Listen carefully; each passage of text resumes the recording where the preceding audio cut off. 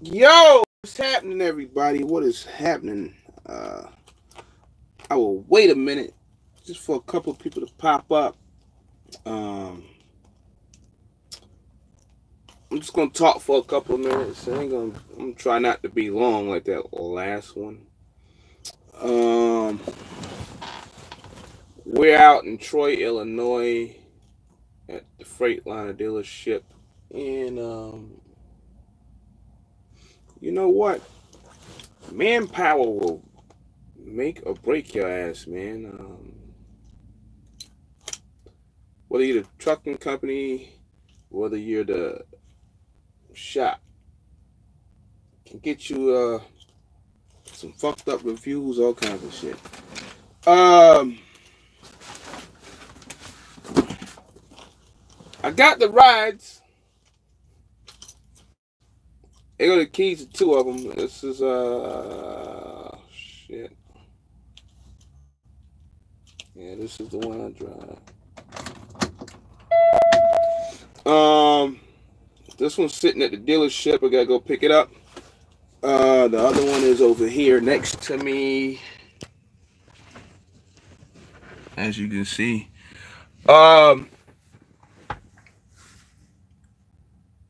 how you got what is it? 46 bays and can't install an ELD. We came here yesterday to install the ELD, and the dude goes home early. What type of shit is that? I don't know. Maybe I'll YouTube something, Google something, and figure out how to install it inside of a 579. We'll see, but it probably doesn't matter because we probably ain't gonna get no load anyway. So, costing your money across the board. That ELD shit, man. I know there's a lot of lazy fuckers out there that use them, and we all are using them for the most part now. But that shit kind of ruin the game, kind of like cripple a motherfucker, you know. But anyway, yeah. So we waiting. They had a guy that work on the weekends. He quit or whatever. I just don't get that shit. Yes, you know. What's it? Call me Cooley. What's up? Yeah, Freightliner be on some bull. They all be on some bull. Um, I know what you mean by that. Landstar got these authorized places to go, install these things. And what up, Vince? Um, and you don't have to pay to install them. So, but if I'd have installed them at Peterbilt, I'd have had to pay for them. Who knows how much it would have been? It happened to me on my last truck. They installed it, and then some goofy shit happened, and it's not recording miles. You on line 4. Yeah, Landstar gang. um, so then you have problems, and then you pay money for that. So you take it to the service center and get it done. I mean, if you know how to do it, great. If you don't, that's why the service center is there. Um, with that said, we'll probably be waiting until Monday. Might go out here and hang out or whatever. And for the weekend, go eat at a Cracker Barrel, all that mess. Don't need to go to that TA across the road. Um, but there's some things to do around here. Um, we got the rides. Long process, so we got that crap resolved. Um, I just gotta go back and pick up that other truck, which I'm gonna pick that up today.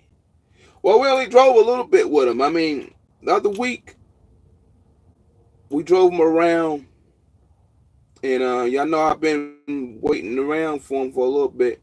Um, it was good and it was bad for waiting around for him, but we drove him around a little bit, over 100 something miles, and had too many issues. A couple of things went off. We got them fixed, and trucks got covered under that damn warranty stuff I was going over a while back. I know some people don't believe in them, but some people don't read either.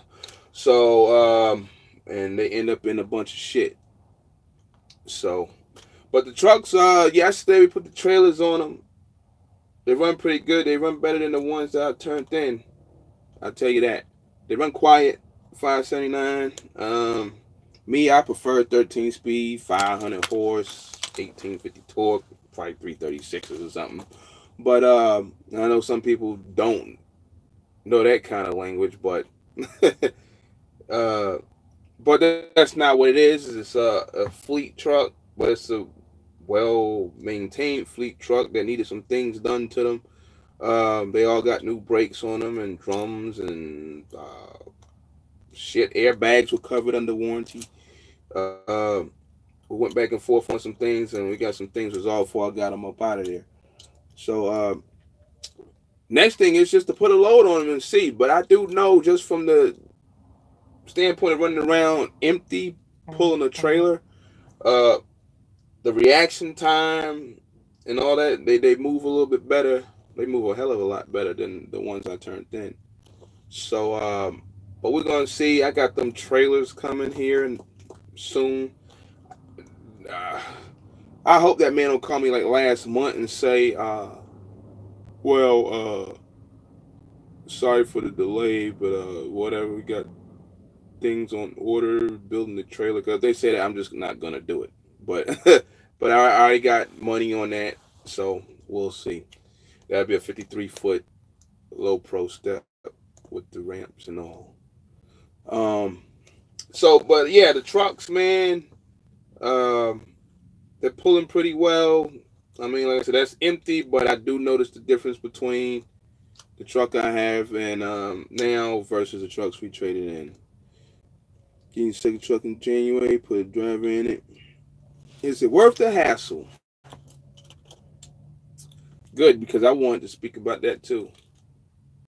Doesn't matter, and some of y'all heard me say Landstar, Mercer, possibly Mag. I haven't even looked up that avenue. But you know, it doesn't matter if you're at Landstar, it doesn't matter if you're at Mercer, it doesn't matter where you're at. It's always a hassle. These drivers, man. You can give them a nice truck, you can give them a nice trailer, you can give them more money, you can give them home time. There's always a problem. There's always a fucking problem. I tell you what, though, you know, I hear people hollering about shortages, and I'm gonna get to the shortage thing after. I'm gonna answer the question. The problem is because Landstar's got their guidelines, and every company has their own guidelines. Some companies want 2 years of experience. You got to be 23. You got to be 24. You got to be 25. You got to have one accident, this and that. And then these motherfuckers, which MHC I prefer. Gotta get back in there and read that. Damn, where the hell did that go? Damn. I don't even see where it disappeared. I guess I got a feature on. Oh, dude in K. Oh yeah, there's a fat guy in KC. Fuck him, man.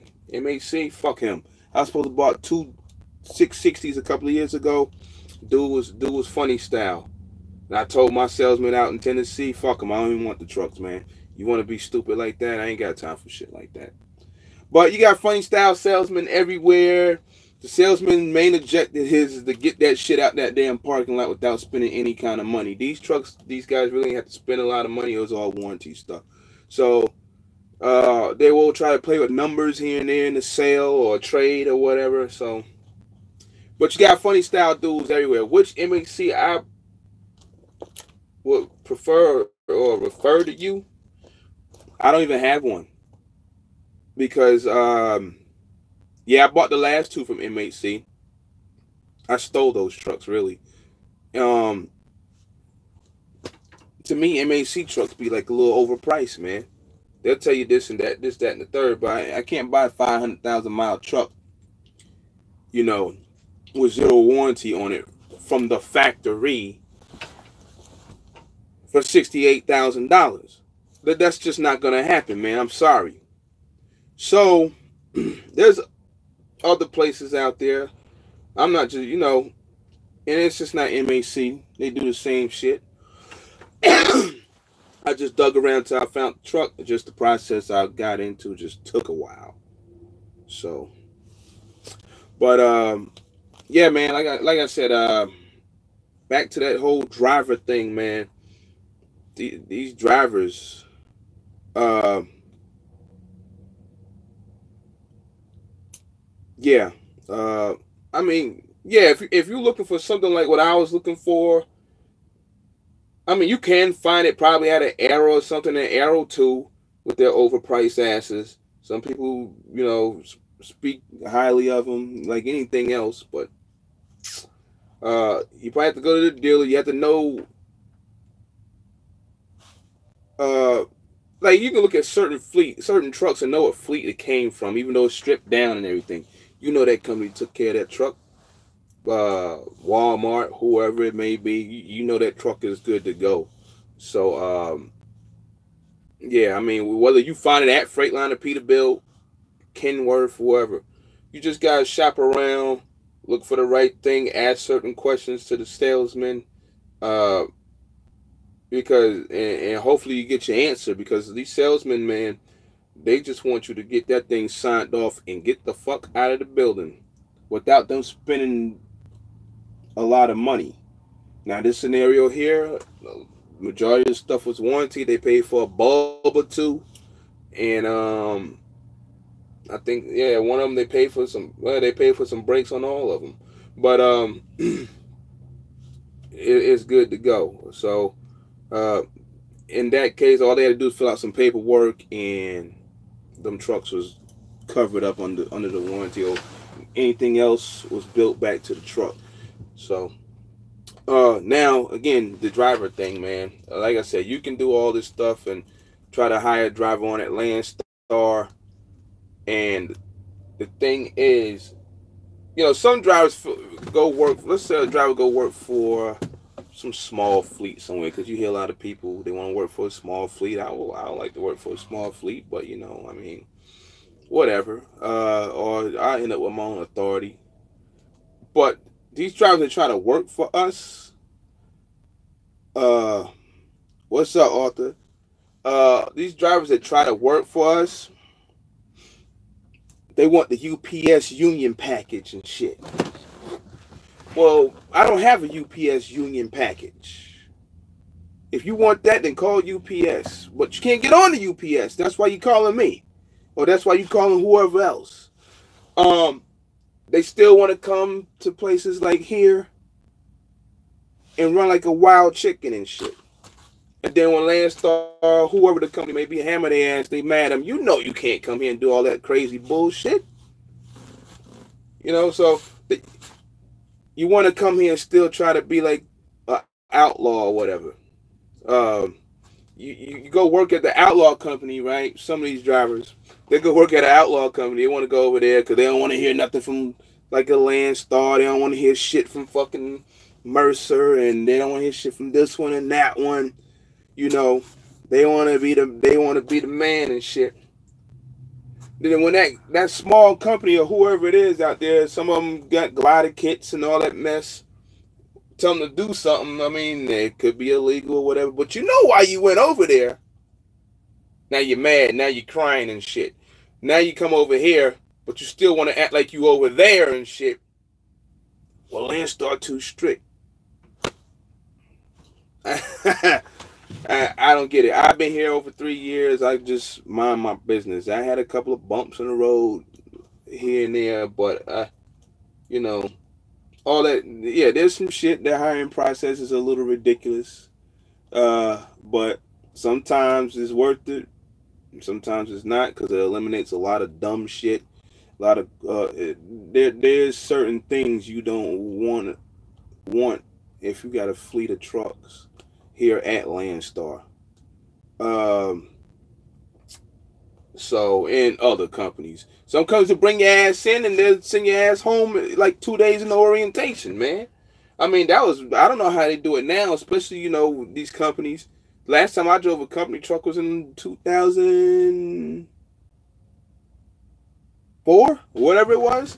So they'll bring your ass in, use you as a pawn for tax purposes, keep you in there for a couple of days, send your ass home.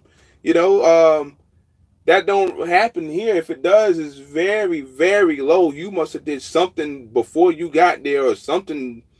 Maybe your medical card was wrong, like a driver I had or something like that. But, you know, I mean, getting on is just a longer process than normal. I mean, yeah, you could find a gym in 2 weeks. I don't know why you have to wait 30 days, but whatever. I mean, they call everybody on the application if they can get them. So that plays a big role in the why, you know, a driver will want to come here and lease on with Landstar or lease on with an operator. You know, I mean, drive an operator's truck. Because I had plenty of drivers that went through it the last minute and say, nah, I ain't gonna do it, man. Whatever. I had one do it a couple months ago. I'm messing with the Mercer thing, putting the trucks over there. Not this truck. But drivers lying. I don't even understand why people be fucking lying too. Like, if you know you had a fucking rollover, you know ain't nobody fucking with you. You know if you had 4 tickets and one of them was a 15 over and one was a 10, you know ain't nobody fucking with you. Maybe some hole in the wall place bullshit in Chicago or something. And then they gonna get tired of your shit and run your ass on. You know you got all this fucked up shit. Ain't nobody fucking with you, man. Another fucking problem drivers have is this. You put an ad on Craigslist, whether it's me, somebody else.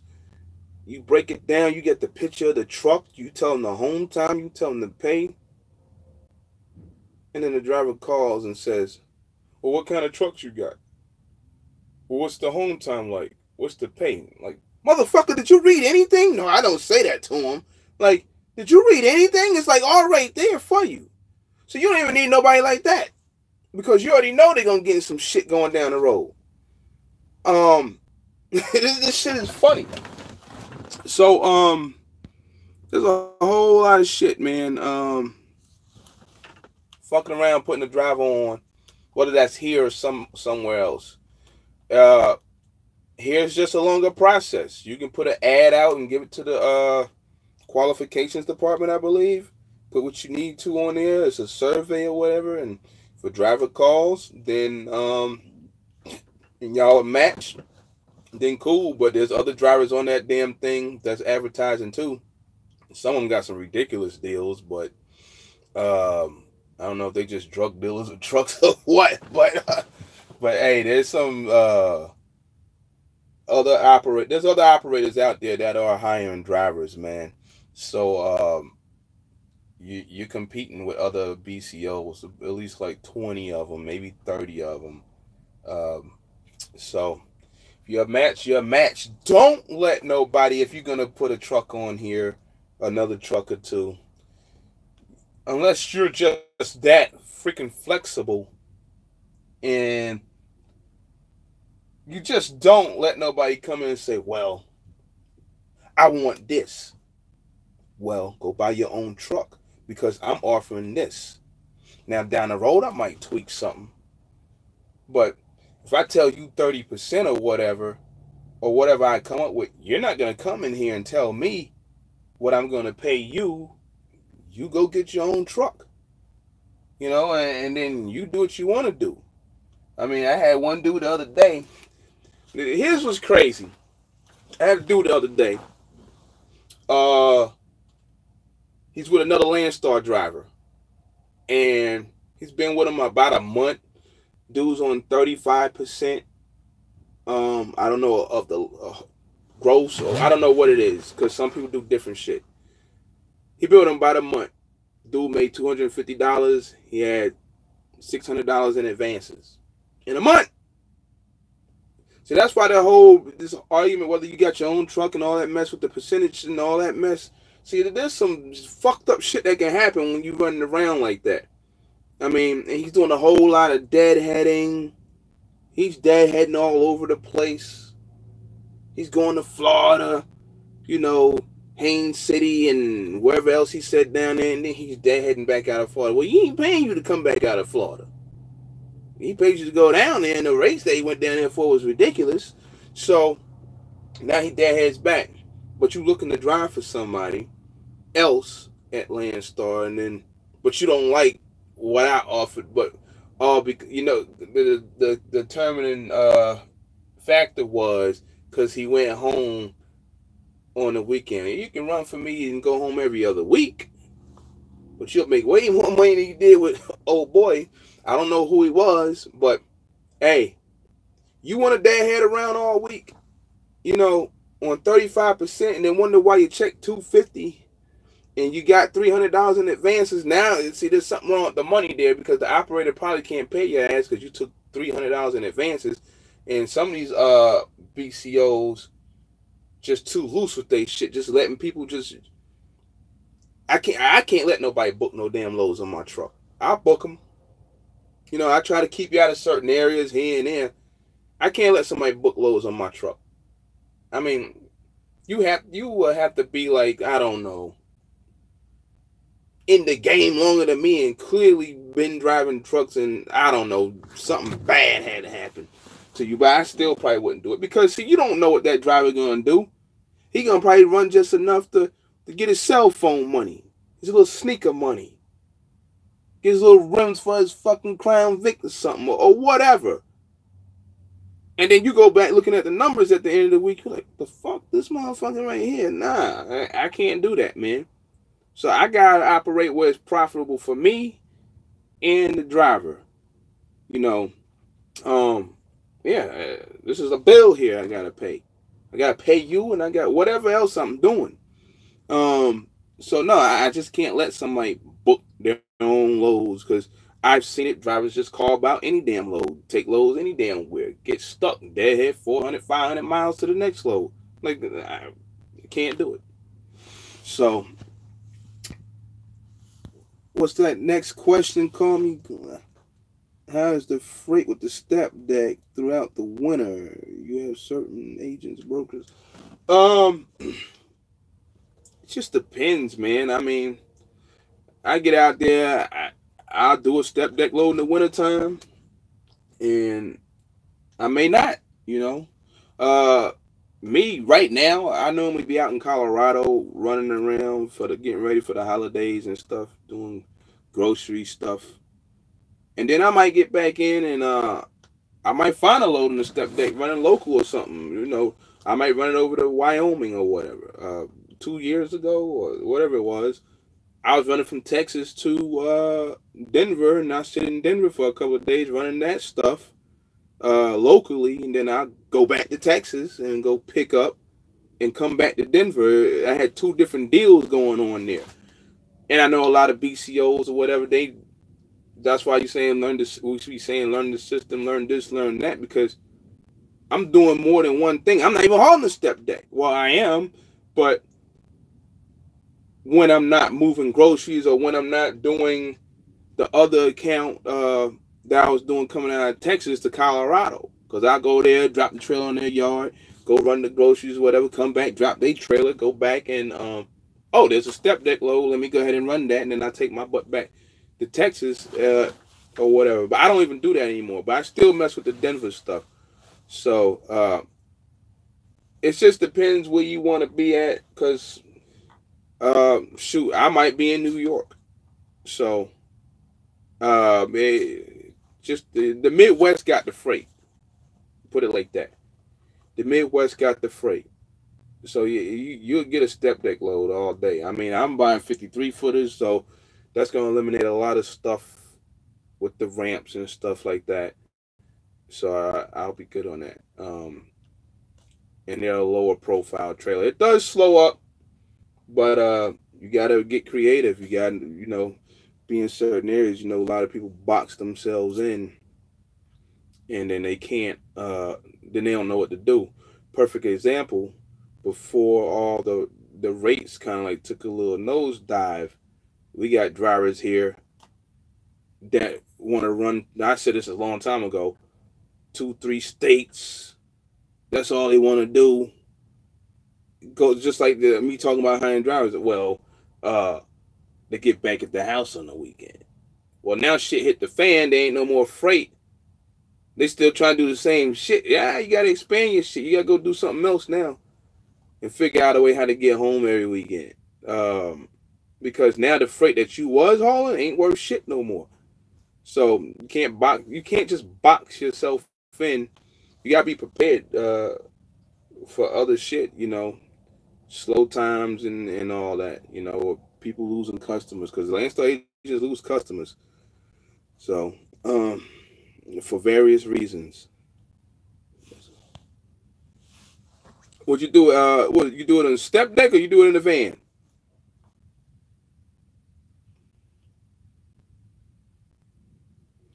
I'm still home every weekend and take home. Well, yeah, I mean it can work. It's just I'm saying I don't know if you haul the same loads. I don't know how many people you haul for, but it can get to a point where like, oh okay, yeah, there's more van freight than step deck freight out there, and flatbed freight. Yeah, you can get off like that. There ain't no doubt. Um, I was speaking of, well, it could be anything. It just depends on the region where you live at. There's more van freight than anything. So, but this, yeah, step deck point of view, and I live in Arizona. You can forget it. You'll get an agent give you a load and all of a sudden it disappear. Yeah, I know you gave it to the outside carrier, man, or you gave it to somebody else here that you know. I mean, you ain't got to tell me the bullshit, but yeah, that's what you did. But yeah, man, that Honolulu, LA to Van, yes, that's a good load right there. That's a good load. What is that, like 300 miles up there or something?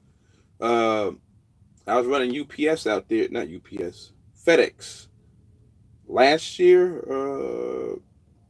Whenever the hell it was, I did a couple of runs up there for GAD.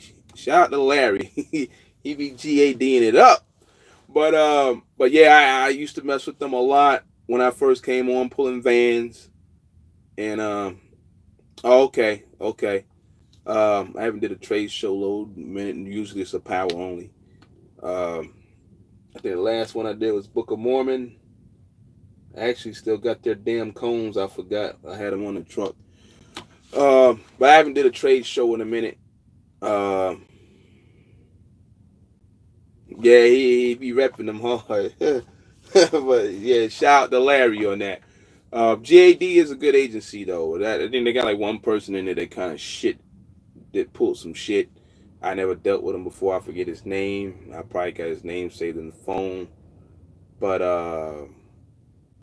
them girls up there, Laura and all them, they some good people over there. So I can't vouch for that. Um, but yeah, like you said, man, running Vegas, Cali to Vegas, yeah, you can do something, man. You can definitely do something with that. Arizona is good coming in there. It's kind of shit going back. Depending, you might get an agent with a good load or two. Going back to Cali. Uh, so, but yeah, the freight varies in different regions of the country, man. Uh, I know, like I said, I know people that was running Texas, and that Texas took a little, and Houston and all that. It just depends. Uh, it's like hit and miss for some damn reason down there. One boy's running Mobile, Alabama to, 'cause I think he lived in Slidell. He was running out to damn Galveston or something, but he wasn't taking no loads back and or get close enough. And then now the ones that he was running for chopped the rate down. XPO, it was a broker load, but it paid good.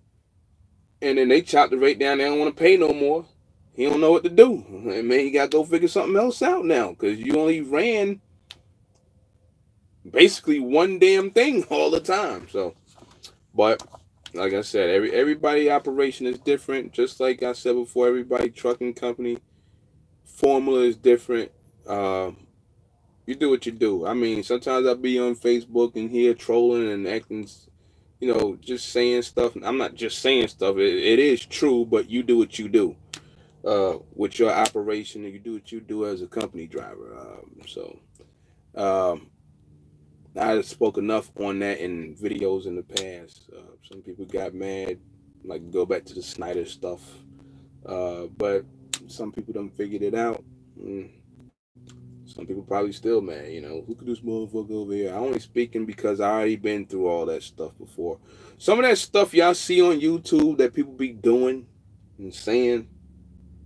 I wasn't on YouTube back then to speak or say some of the things that some of these guys be talking about. Some of it be stupid shit, you know. And when you look at some of the shit, yeah, I had my little rookie moments and stuff like that, but and all kinds of shit. But some of the shit you see is just, I don't know what happened there. It's kind of like paused on me.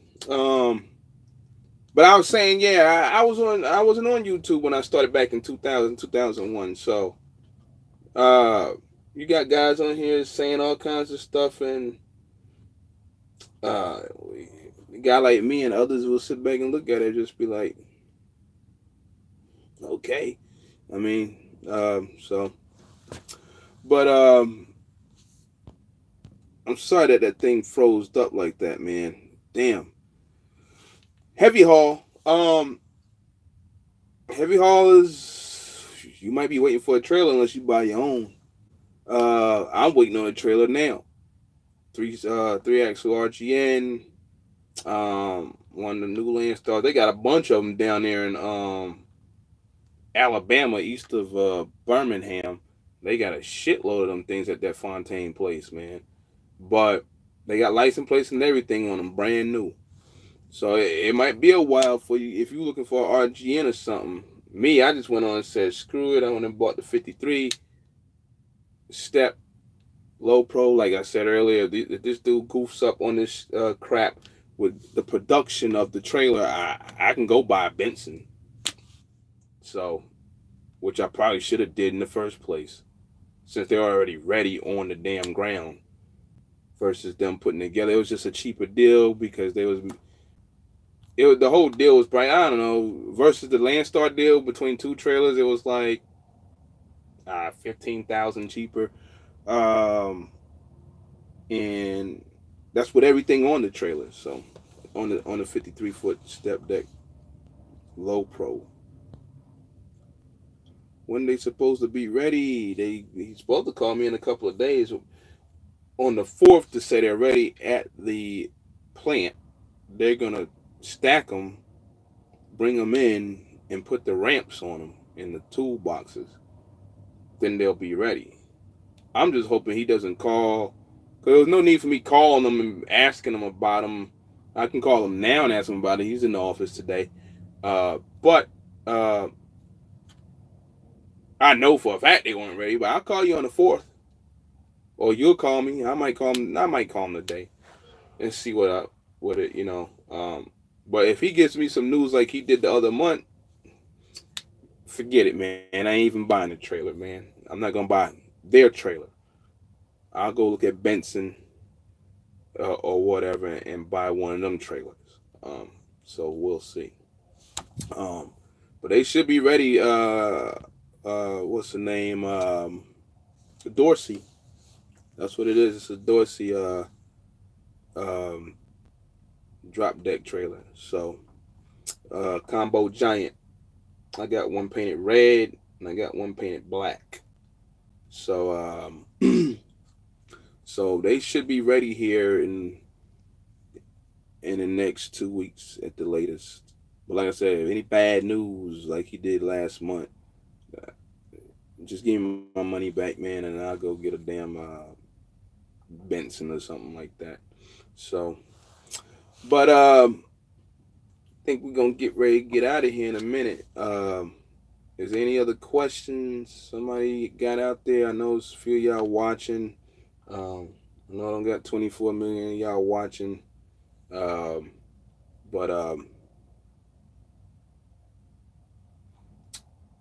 we'll probably get there one day.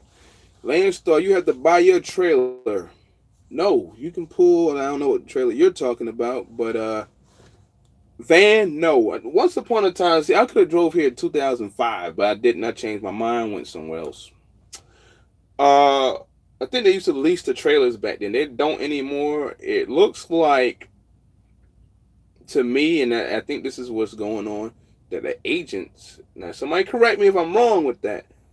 These agents be renting these trailers, and they got them like Whirlpool, FedEx, whatever it is. They got X amount of trailers. I'm gonna get to you on that on the Conestoga. Um, what 50 trailers, whatever. I guess they pay a fee for the trailer to keep the trailer, and the BCOs don't lease trailers no more. Vans. You can buy a trailer. There's a dude that got an agency or whatever. You can lease purchase a trailer. I forget. I think the most it costs is $250 a week for the trailer. And the cheapest is like 175, maybe 150. They take that 7% and they send it out to them, and then whatever at the end of the month, whatever's left, as far as the revenue, because they take out the trailer payment from that, I believe, and they send you your money. So, step decks, flatbeds, which is, yeah, you can rent it, or at least I should say they don't charge you anything as far as fixing stuff. Just let them know something's wrong with it, and they'll fix it. So you can lease or not lease a flatbed or a step, just the pay rate percentage changes on that. But on either side, you can buy your own trailer if you want. The percentage for them van guys, it goes up because it's your own trailer. In the step decks and the flats, it changes, or RGNs, whatever changes, whatever.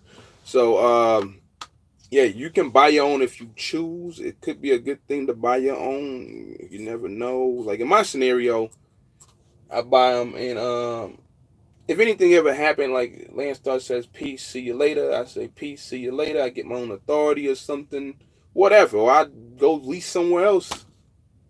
I got the trailer, man. I mean, the trailer cost the exact same as Landstar's 51-foot trailer. So I didn't lose anything other than it's mine now. Yeah, I probably got to pay, for a couple of things if something goes wrong, but I got a little reserve for that. I'm going to get my own tag, so out of the state of Tennessee. So, but yeah, you can get your own trailer. You don't have to come here with your own trailer to answer that question. I don't know if you have anything else to say. Just messing with this thing, learning how to do certain things right that I'm not used to doing. Conestoga. Them trailers I got, I might turn them into Conestogas. I'm looking at some things down the road, and we'll see how that plays out. Conestoga is good. You don't have to tarp, things like that. That don't mean you get to cheat, because some dudes be cheating with their damn load securement, and then some bad shit happens. Losing coils or whatever, which I don't really haul coils like that, but you can haul vehicles. I seen a Conestoga RGN the other day. No shit. I forgot where it was. I seen a Conestoga RGN. I can't remember where it was. I think it was here when I took out the ELDs. So Conestoga is good. It just kind of stops you, from certain types of loads, just like me pulling the 53-foot drop deck. Well, now I can pull longer loads, but I gotta get permitted. But then I don't have an extendable, so I can't pull no 90-foot. I mean, well, it depends on the customer, I guess, with the load. But and then I don't have a Conestoga. So it's always, you're gonna give up something on each one, whether you like it or not. Like the Conestoga, I guess you can't extend the fucker, because it's like, what are you gonna do with the damn the part of that pulls out on the track, so of the Conestoga. So Conestoga is good. I mean, some of the freight customers don't want tarps on the load. They don't want the D-rings hitting it and flapping back, knocking paint off and all that. They want to make sure that thing is covered and untouched or whatever, and no water damage or whatever on the load. So Conestoga is a good trailer. Just gotta know, like anything else, pretty much where to be. I mean, also you can load van shit or whatever on a Conestoga if they allow you to, you know, if they want you to. So it's a little versatile unit. You think about coming to Landstar? You think? Oh, hold on for a minute. I just hit the wrong thing. When you think about getting your own authority, are you good where you at? Currently, I'm good where I'm at. Authority's been looked at, man. Before coming here, I said it before. I was gonna jump into it years back and didn't. I ran across a 90% deal at Mag Carrier, so I went there. I've been at Universal Truckload and other companies where I've looked on the load board just like somebody with their own authority. How? And you could probably do it here too. You just gotta have an agent that's willing to work with you, allow you to do that. And so I operate just like that. Only difference is I'm driving for one of these places. I don't do it here. I made a lot of money in those scenarios, though. I still do. But me getting my own authority, it's out there. It's out there. So I just want to size things up where I live at and stuff. Since I live in Arizona now, and the market is different than what it was back on the East Coast. I had things that I could have did back east, but I don't live over there no more. And I could probably get over there and get some things worked out and pop back up again. And this time be like, bam, I got my authority. Here we go. What you want to do? You know, not like that, but I'm just saying. The authority is good. Some people got authority, like I said before, for the power. That's all they got it for. Not everybody, but there's a lot of them out there. There's a lot of dumb motherfuckers with authority, man. There are a lot of dumb motherfuckers. I mean, you see them on YouTube. But they'll say something about you at Landstar, Mercer, and this one and that one. There's a lot of dumb motherfuckers with authority. They be saying some of the stupidest shit. You're like, really? You got your own authority? You did that dumb shit? But, hey, they got it. You know, I'm independent. Yeah, but you be doing a lot of dumb shit independent. So it doesn't fucking matter if you got your own numbers. If you're doing dumb shit with your own authority, you're just doing dumb shit. Period. So having your numbers, man. Yeah, they're clowning and shit. Come on to Landstar, man. If you ready to go next year, man. Just gotta figure out like the rest of us did. Talk to a couple of guys, you know, and you'll be on your way. A couple of guys talked to me, like Nate. I put them on to something. A couple of other guys, I was like, damn, I didn't even know that. Bam, now they doing their thing, getting some money or whatever. But yeah, dudes out here straight clowning, man. You know, it goes back to what I was saying earlier. You want to be an outlaw and all this and that. And I mean, there's people that do it the right way, and there's other people out there that just stupid as fuck. This guy's here that's stupid as fuck. So there's guys at every company that's stupid as fuck. But we're talking about that. And you don't know how to do your fuel taxes. And I know I said a while back in that last live video, they said, well, how much would it be to get it going? I'm not even talking about no insurance and nothing like that, man. Just me in the state of Arizona would have just cost me before even getting insurance, probably whatever. It was like $1,200 or something like that, because you got to pay for a fucking IFTA bond. That's the only fucking state. IFTA bond, I was in North Carolina, $1,400, whatever it was. Here's your IFTA sticker, here's your plate. You don't pay your shit, you know what it is. Arizona want to run your credit for you if you're doing it for the first time and all that bullshit. See what your credit like. See, a lot of people ain't gonna have that good credit. They're gonna make you put down $800-900 just for a fucking IFTA bond before you even get your plates, man. Whether you leasing on to a carrier, getting your own authority.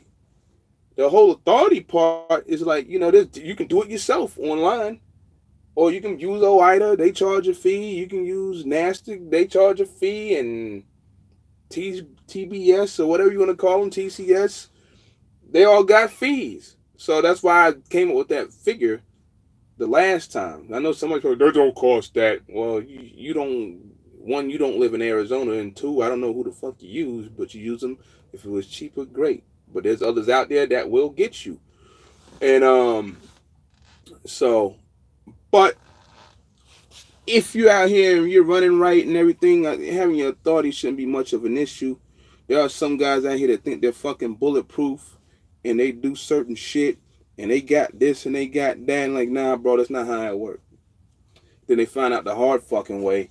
And then they, you know, well, we'll be like, well, I told you so.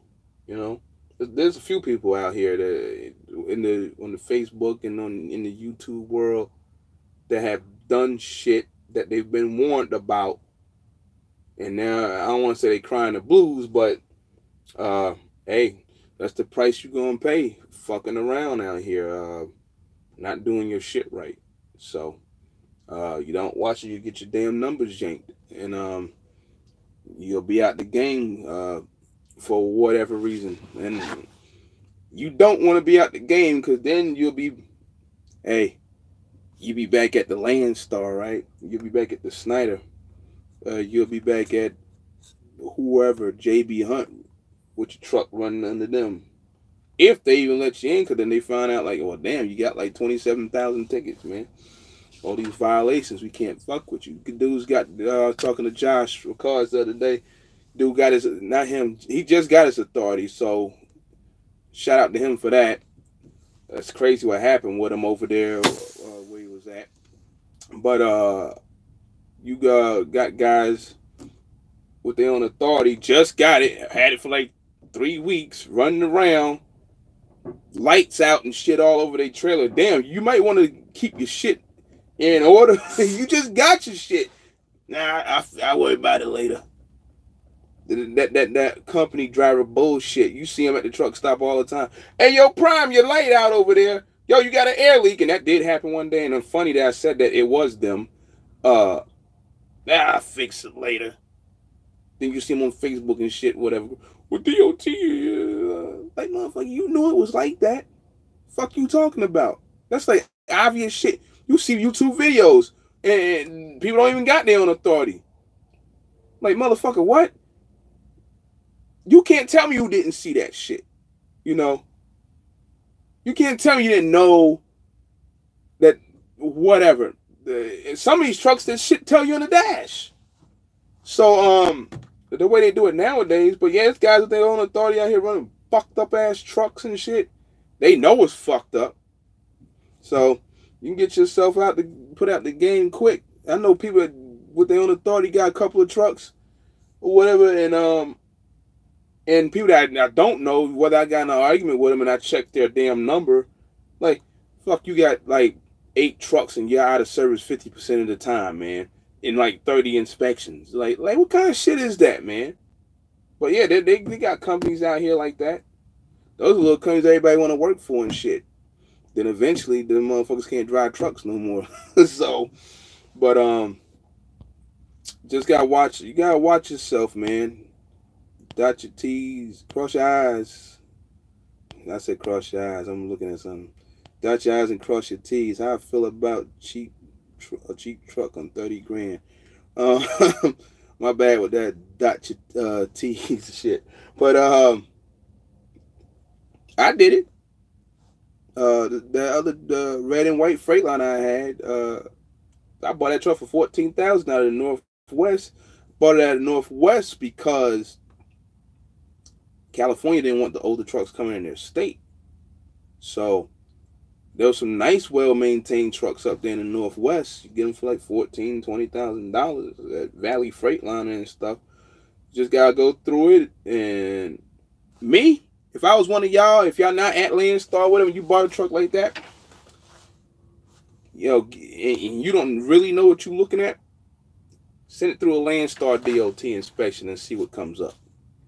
You know, and then a thorough one. Because there are some that probably just like, I don't know, like anybody else, which that's why I don't understand why Landstar even really do that crap in the first place, because you can go to places and then check, and you're done. So these inspections that are done by us are no different than any other inspection, except for Landstar just adding on stuff, you know, hood mirror or dash cam. 4 30 seconds instead of 2 30 seconds, 6 30 seconds instead of 4 30 seconds, things like that. So ain't no different, man, for the most part. But if you're gonna get a truck like that, that's what I would do if you don't really know what you were looking at. Some people ask about warranties and stuff, and people get confused with that warranty shit. Well, do it have I get a truck with a warranty? There's North Star, there's NTP, there's Premium 2000, there's whoever else out there.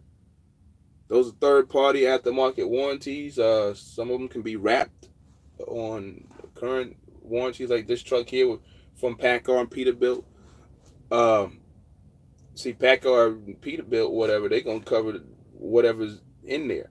And every truck that come out, let's say new truck come out, brand new, 250, 300,000 mile base warranty. It comes with the truck.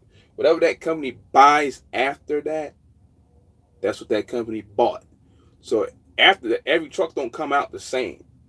You know, something 100,000 miles, electrical. This truck here was good for 500,000 miles. So see, they all not the same. But just buying that truck like that, man, you want to make sure all that stuff, and you probably won't find out on a $30,000 truck, but you could probably get a premium and slap it on there and get it covered up a little bit, not for everything, because people think it covers everything and it doesn't. I seen somebody with a video the other day, I think it was Nathan. Yeah, that's right. If one thing blows and it caused this to blow and it caused that to blow and it caused that to blow, well, they're only covering that piece over there because that's part of their warranty. So, so yeah, the rest of it is you. But find a $30,000 truck, yeah, you probably find a good one somewhere, man. You might, if you like automatics, you can go find a Maverick truck over there in Arkansas. Lawrenceburg, or I don't want to say Lawrenceburg, North Carolina, because some of them trucks are older Maverick trucks.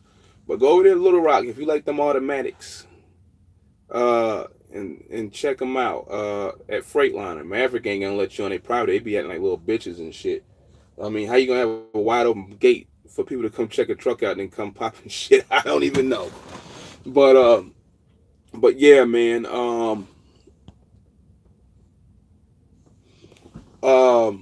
Yeah, $30,000 truck could be a good truck, man. $15,000 truck could be a good truck.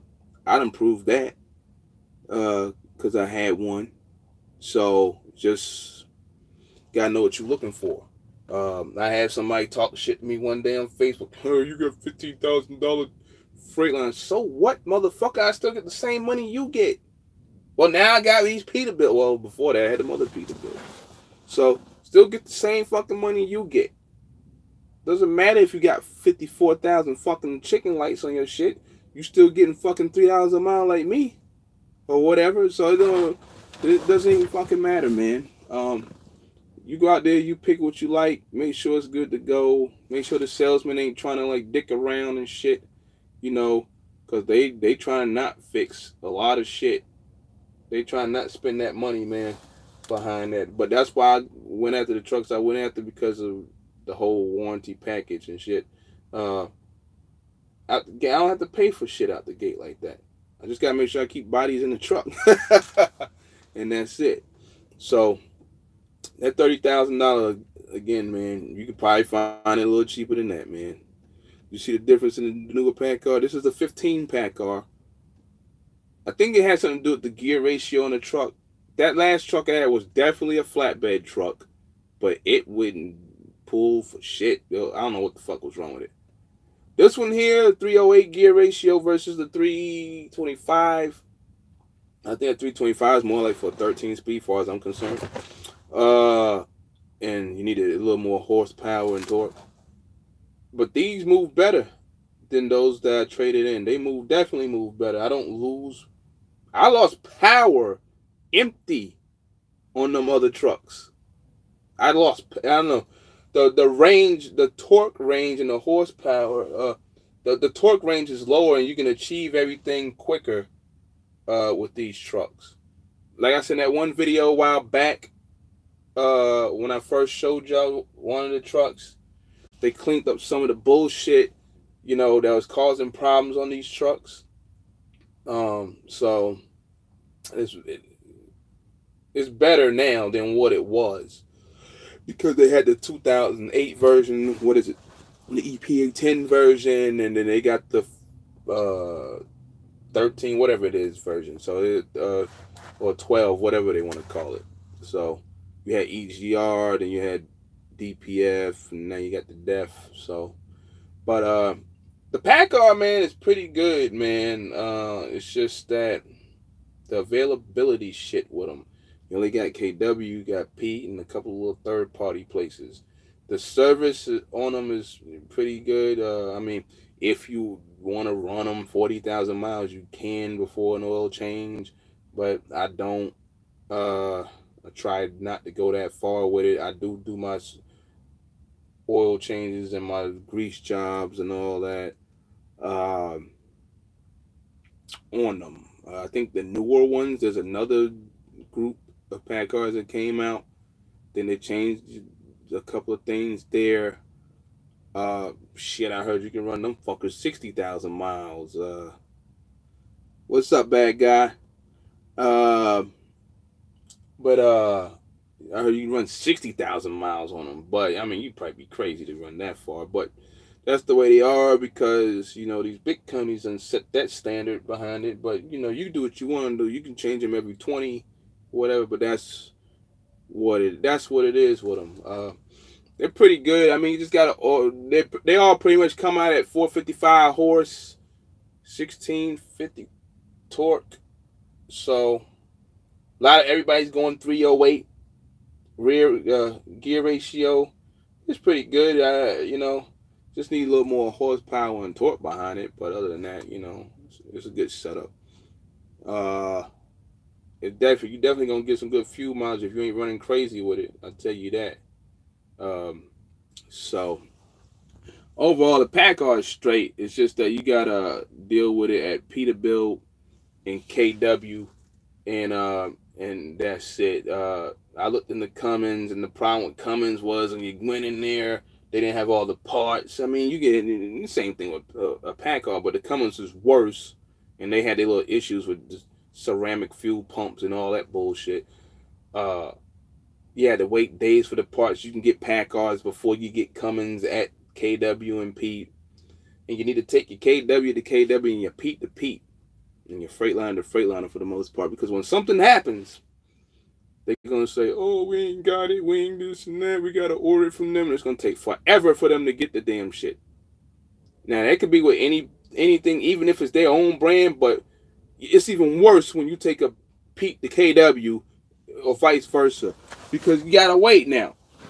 There's a whole lot of waiting, more waiting than usual for that part.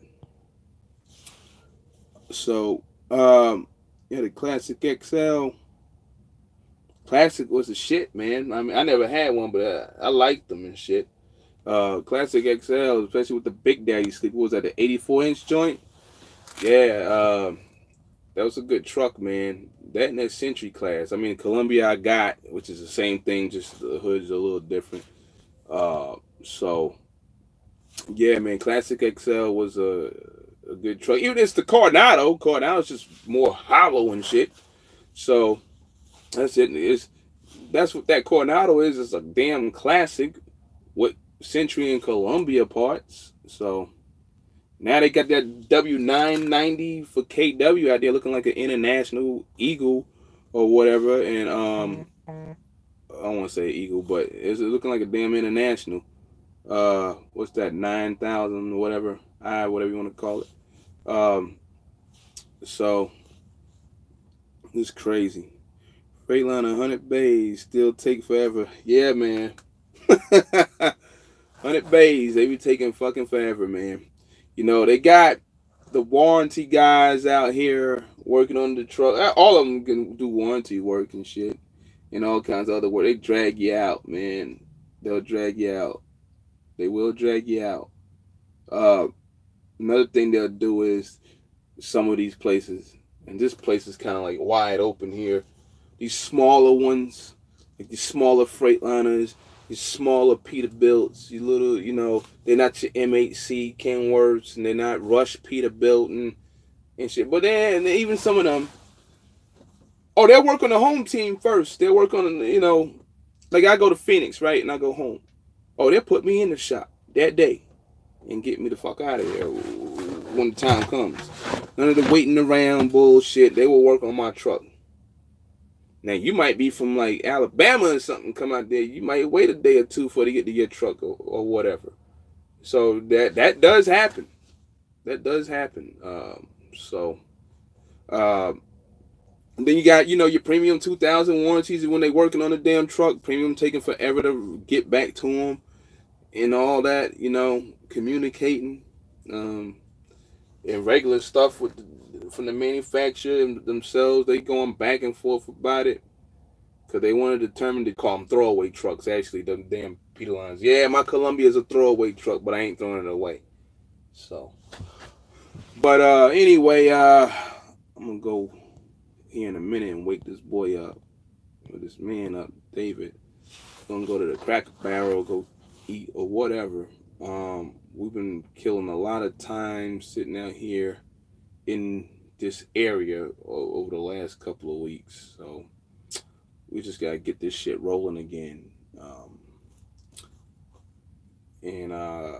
Hey, I'm still going to be trying to put somebody in that other truck there. Whether it's Landstar Mercer.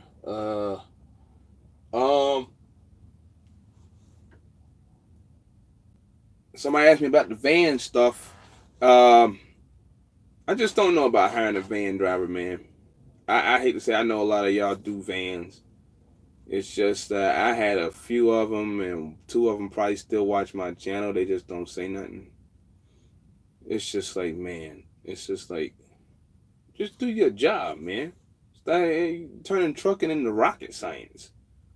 Making the job harder than what it is, man. It ain't that hard to be out there running around in the truck.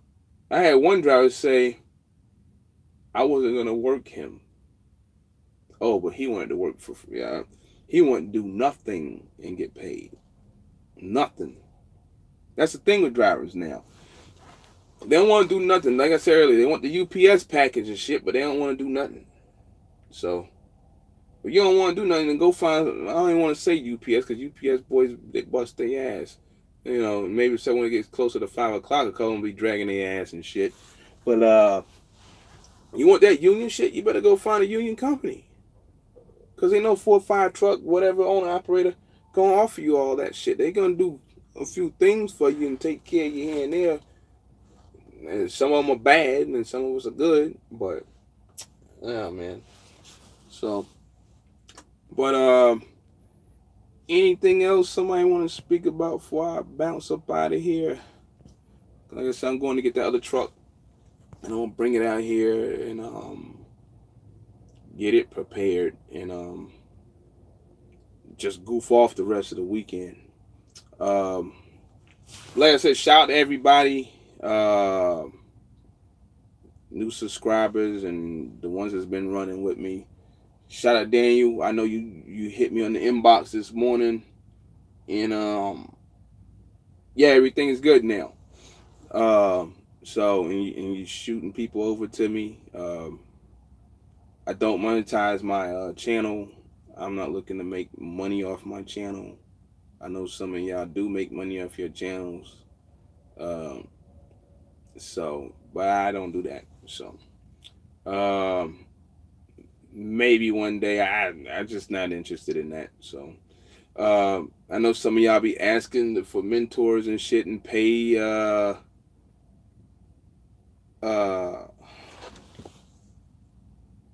What's up, Adam?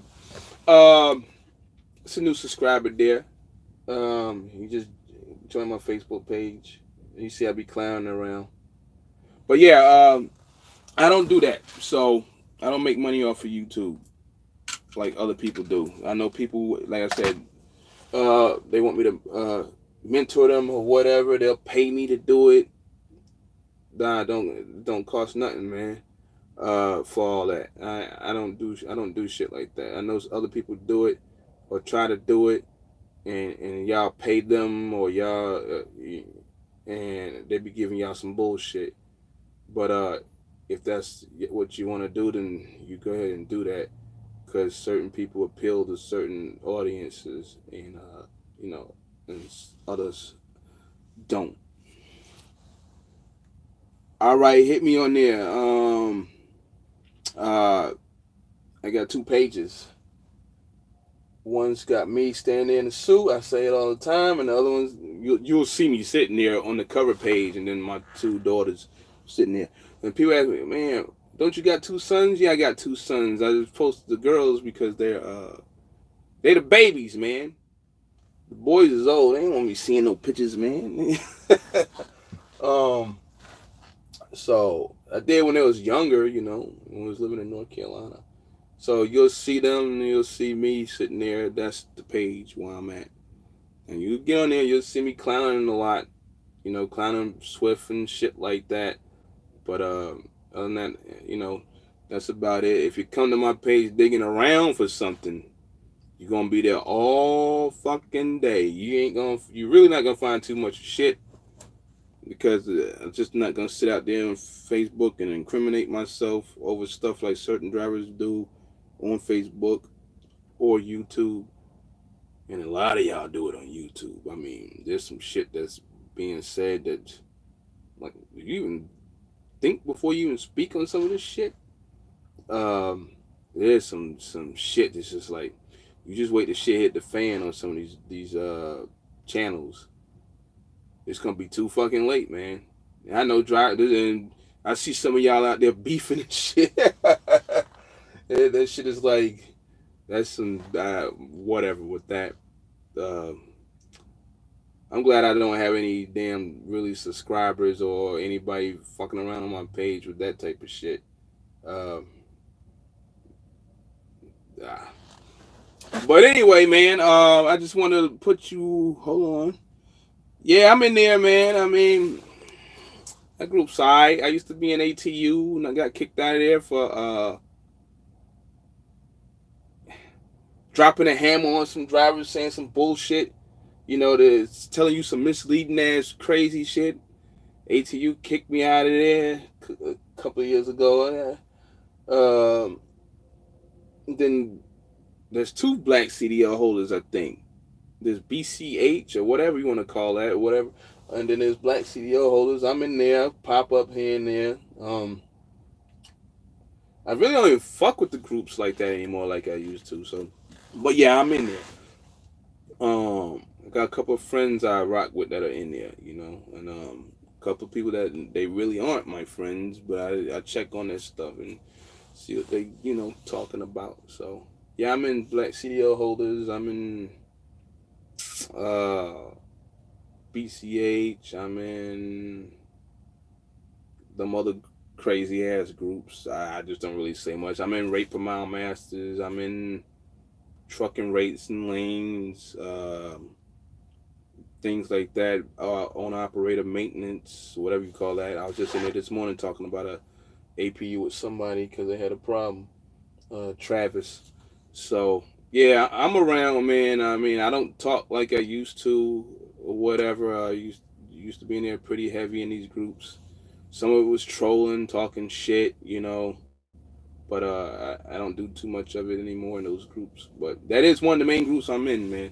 So yeah, you'll see me in there, whether I agree with somebody or disagree with somebody, man. And that's it. I try to keep it real, man. You know, just try to spread out all the information I can or whatever. I try not to say no dumb shit, bullshit. You gotta remember, when you watching me, man, I've already been driving for a long time. Versus the other drivers you see, they've been driving for a few minutes, and they're on YouTube. And you probably gonna see a lot of stuff from them versus me. I remember I was already them a long time ago. Now someone was just worse. Yeah, I mean, just ridiculous. That's just straight facts. But so maybe a long time ago, I would have been on YouTube if I was messing with it like that. See, y'all now, some of y'all now got YouTube, and it's a good thing for you, and it's a bad thing for you too, depending on who you're watching. Uh, so you got the YouTube thing to help you out. You got people like me there. You got people like Bubba McCarthy, Makes Sense, and uh, shit, I got a few of them. You know, what's the boy? I just described to him over at Baylor. So you got people. You can pick up a couple of things from some younger drivers. I'm not gonna say you can't.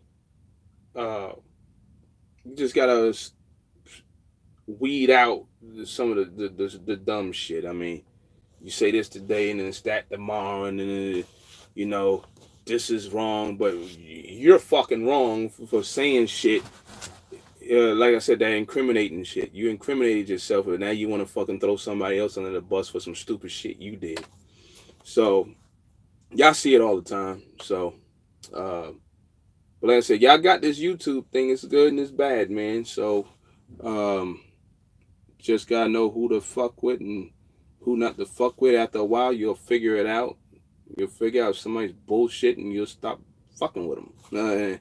That's it. Some people stop fucking with me because I don't post 54 times a day. I just can't fucking do it. I don't know. Shit, I got shit I gotta do.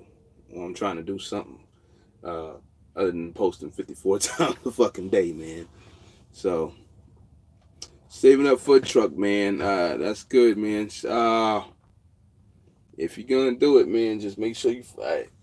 If you're just gonna buy like a cheap truck, then you buy a cheap truck. I wouldn't buy none of these trucks for cheap. Nah, I wouldn't. You can go out there and find like a 12.7 Detroit or something like that, or something that's before 2008. Landstar let it in. They'll plug the ELD in it. The maintenance cost is far cheaper than what it is on one of these today, and whatever else comes with these damn trucks today. So, like I said, in my scenario, my truck is covered as if it was a new truck. So, and it's just the remainder of warranty of whatever the carrier that had it before me, and it's a whole lot. So, I didn't need to buy a premium 2000 or none of that. Can I buy one? Yeah, I could buy one towards the end if I want to, but hopefully I won't have to. You know, maybe I'll get rid of it and get something else like I just did. So, but yeah,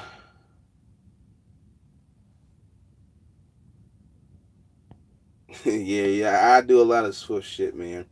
So they always in some shit, man. Like every time you turn around, I mean, well, they got the most trucks. The trucks ain't doing the shit. The driver doing the shit.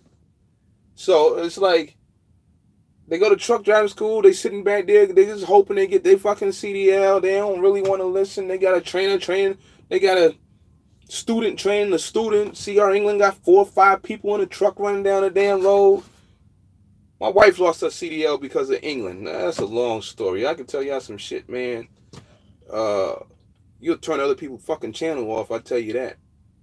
But yeah, fucking, they stay in some shit, man. It's the same ones. Yeah, you hire rookies. Well, we always rookies and shit.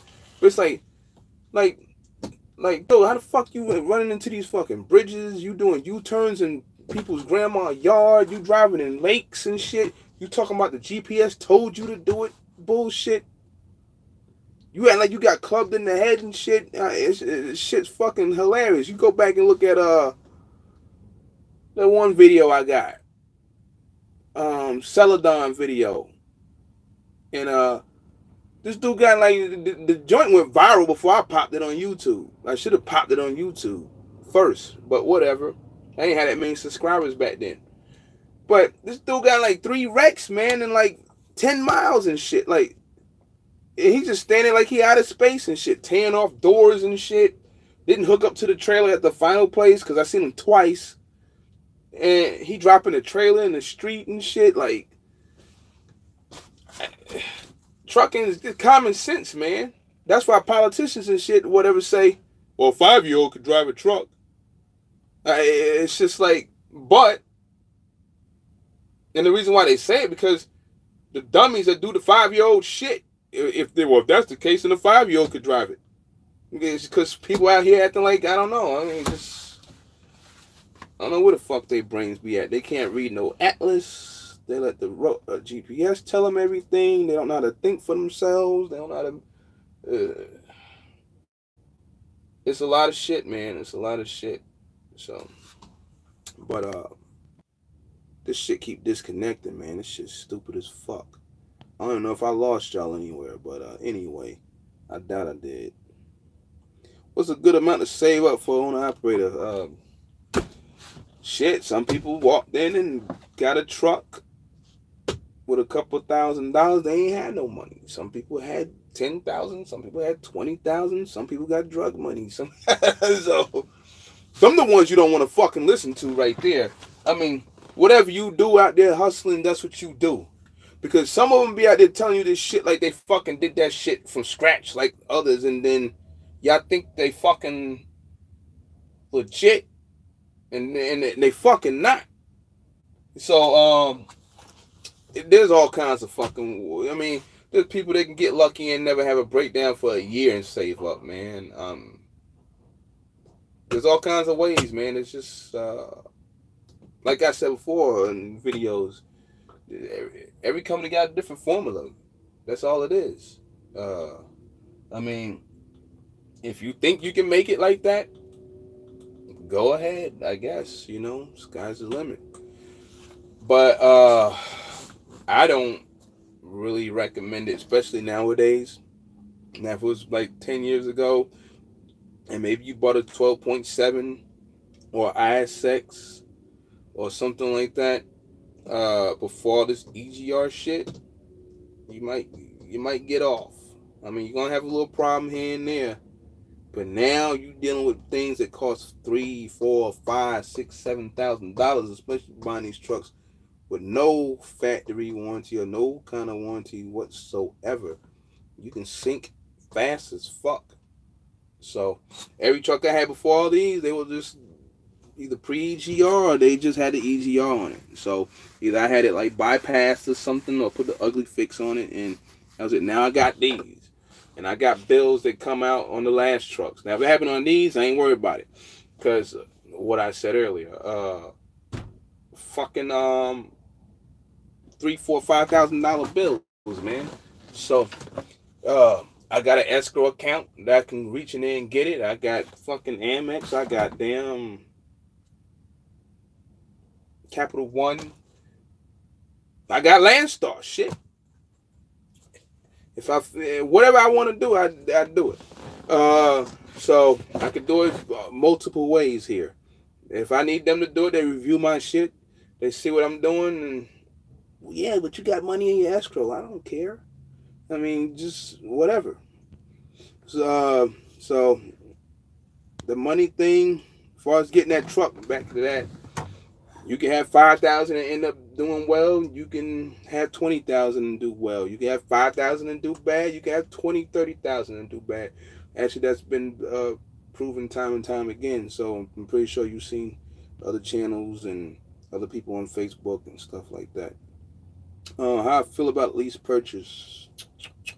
Coming right back to that. They behind drivers license a week and go. Let me get to that. I'm gonna come right back to the LP. Seems like I'm about to be the king of making 2-hour videos. But it's good. I guess we interacting, like Malik said. I'm interacting with people instead of making a little quick 10-minute or 30-minute videos or whatever. So we talking for real. When I started driving, I think I came in the game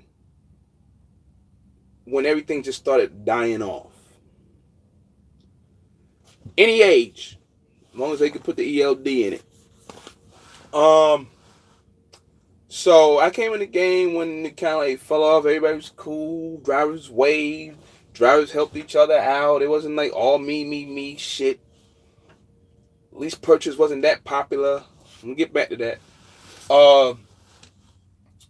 Now some people will say nah, it wasn't like it is today, but it's just the times is different now. The training, you train for like 6 weeks back then. Go out with a trainer for like another 4 to 6 weeks. You're good. Now everything's done in a month, damn near. Now you got companies like England and all of them and Prime and all of them getting these fucking bullshit ass waivers, throwing 2, 3 people in trucks and shit. I know England does that for sure. Everybody's getting CDLs in 21 days now. You wonder why you got all the fucked up shit out here. You do. Now some people gonna blame it on the old people. Nah, it ain't that. It's these stupid ass rules, regulations. Some of these companies be trying to get passed and shit. Fucking bullshit, man. Motherfucker don't even know how to drive a truck, man. But you gave them a CDL in 21 days. Shit is fucking crazy, man. They wonder why they out of a job in like 3 to 6 months, 3 to 9 months. Shit's wild, man. And that's just what it is. And some people trying to get the expressway to get a CDL. You fucking up doing that. I'm going to tell you that right now. So, not saying I knew everything when I came out. I went to school twice, man. Let me tell you what the fuck happened to me, man. I was going to work for the MTA in New York, and I didn't get on because I had to wait for all the old heads to leave. I go to North Carolina, and some shit happened down there, and I was talking to Snyder, and I got the drug test and all that. The application was in the mail. I don't know how Snyder does it now, but I could take the drug test, then do the application, and send it in to him. And I was going to go to Charlotte and do all the shit. Got an incident, fight situation, breaking it up. Police said I was resisting arrest. Bullshit, but whatever, that was the charge. Snyder wouldn't let me in. They act like I raped somebody. Come back in 5 years. So fuck them. And that's not why I was talking shit about them in their lease purchase, but it was just like on some other shit. And they called me recently too. I went to a school in Lumberton, North Carolina, trained for like a month and a half or whatever it was. Got my CDL. Let me take that statement back. I got my CDL on paper. Then I found out I couldn't get hired by nobody. It was because I had a misdemeanor charge and I was put on probation. I'm on probation for resisting arrest. Wow. Like, I didn't even fucking resist, but whatever. I was helping them dumb fucks out because this is in my grandma's house. So I couldn't get on. So I wasted a bunch of time or whatever for that school. Whatever. I ate that. MS Carriers let me on. They said if you don't got a license or whatever, you didn't, unless you was trained by somebody that was PTDI, Professional Truck Driving School Institute, certified. And if you got a license through one of them, we'll bring you. But if you already got one from some other school, we're not bringing you in here. Oh, your charge or whatever, we're not worried about that. But we can take care of you. So I thought about it. I got the paper. I never turned it in. And I said, fuck it. I got my permit. Let's go. I got on. I went to the judge. I talked to the judge about my probation shit. He said, if you come down here with the money to pay, we'll get rid of the probation. They really didn't. They turned it into unsupervised, but whatever. I gave them the money. I'm good to go. Went to MS, got my training. Took a while again. You know, I mean, I'm going through their shit. I'm playing dumb. They're like, you ever drove trucks before? I'm like, nah, I ain't never drove shit. But I ran with them. And it took me a while, man, do my thing because there was no jobs in North Carolina like that where I lived at, man. There just wasn't no jobs over there. Tired of the little plants and the factories, $5,000-$6,000 an hour back then, whatever it was. Garbage. I'm waiting on MTA in New York. And that I ain't gonna keep waiting for y'all. But yeah, man, that's what happened to me, as far as getting in. And now it's like 3 weeks. This shit's fucking crazy. Like, and then everybody wondering what's going on out here. I mean, it's just fucking crazy, man. Lease purchase. I made videos about that. I had a lot of mad Snyder drivers, and I think some of them finally figured out that, yeah, your balloon payment, residual value, it doesn't fucking matter. You're fucking paying it at the end or financing it at the end. So you can call it whatever you want to call it. You can call it cookies and cream. You still gonna come up. You got to come up with it. My Freightliner is a lease purchase truck. I said that before. I got out of the deal because E-Logs was coming to Great Wide, and the truck had a lot of miles on it, and I figured out a way to eliminate a lot of money that was owed on it, and they gave it to me. They didn't give it to me, but I paid $12,000 for it, and I got the truck. Got out of Great Wide.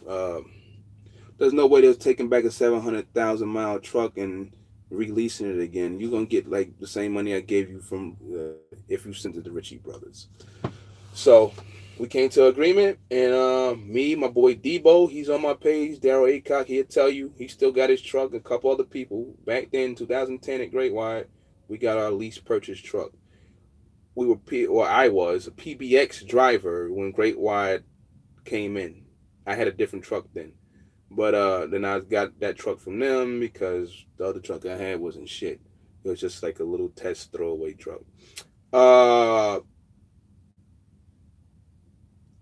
But I did finish it. I got that. There are some lease purchases that are okay. But for the most part, no, man. No. All this saying, somebody's going to sound what I'm talking about. We ain't never been over there before. You run that 90 cent a mile at KLLM ain't no fucking money, man. Sorry. I'm just telling you right now. If you want to drive a truck and make 1,100 to 1,800, my driver make that driving for me. You won't be over there doing all that shit with them. You want to go there, go there. That's the only option to get a truck, which most likely, I hate to say it, majority of them ain't going to get it. Then you go ahead. There's some people that actually think doing these lease purchases or whatever, that they got it all confused. They don't know what a 1099 is. They don't know what a W-2 is. I've seen them say it before. I'm making like $1,900 a week. CR England company drive. No, the fuck you not. No, the fuck you not. Stop it, man. But I would stay away from that shit, the Steven shit. These little 88, or they used to pay 88 cents a mile. Yes, when it was $1.23 a gallon. I wouldn't fuck with none of these shits, man. A lot of them, I really wouldn't. If you got a 640 credit score, and if you know you really want to do this, and you're not gonna give the motherfucker back, then go get your own shit somewhere and come somewhere like here, Mag, freaking Mercer, or whatever. I wouldn't lease no shit from no company no more. My truck did not come from Great Wide. My truck came from ATBS Leaseco, which Leaseco doesn't exist anymore. That Freightliner that I own. So the payments back then were like fucking $3 something a week, $385. That's why I said back then $385. Now y'all paying like $850,000. Well, the trucks are different now. Trucks damn near cost the same fucking price, man, as they did back then. You know, maybe a couple of dollars more, but shit's fucking crazy. I wouldn't fuck with a lot of them, man, because they pay for the plates. So? Oh, they pay for the tolls. They pay. So? Fucking 90 cents, man. 90. What does it cost for the fuel? I don't even do them numbers anymore like that.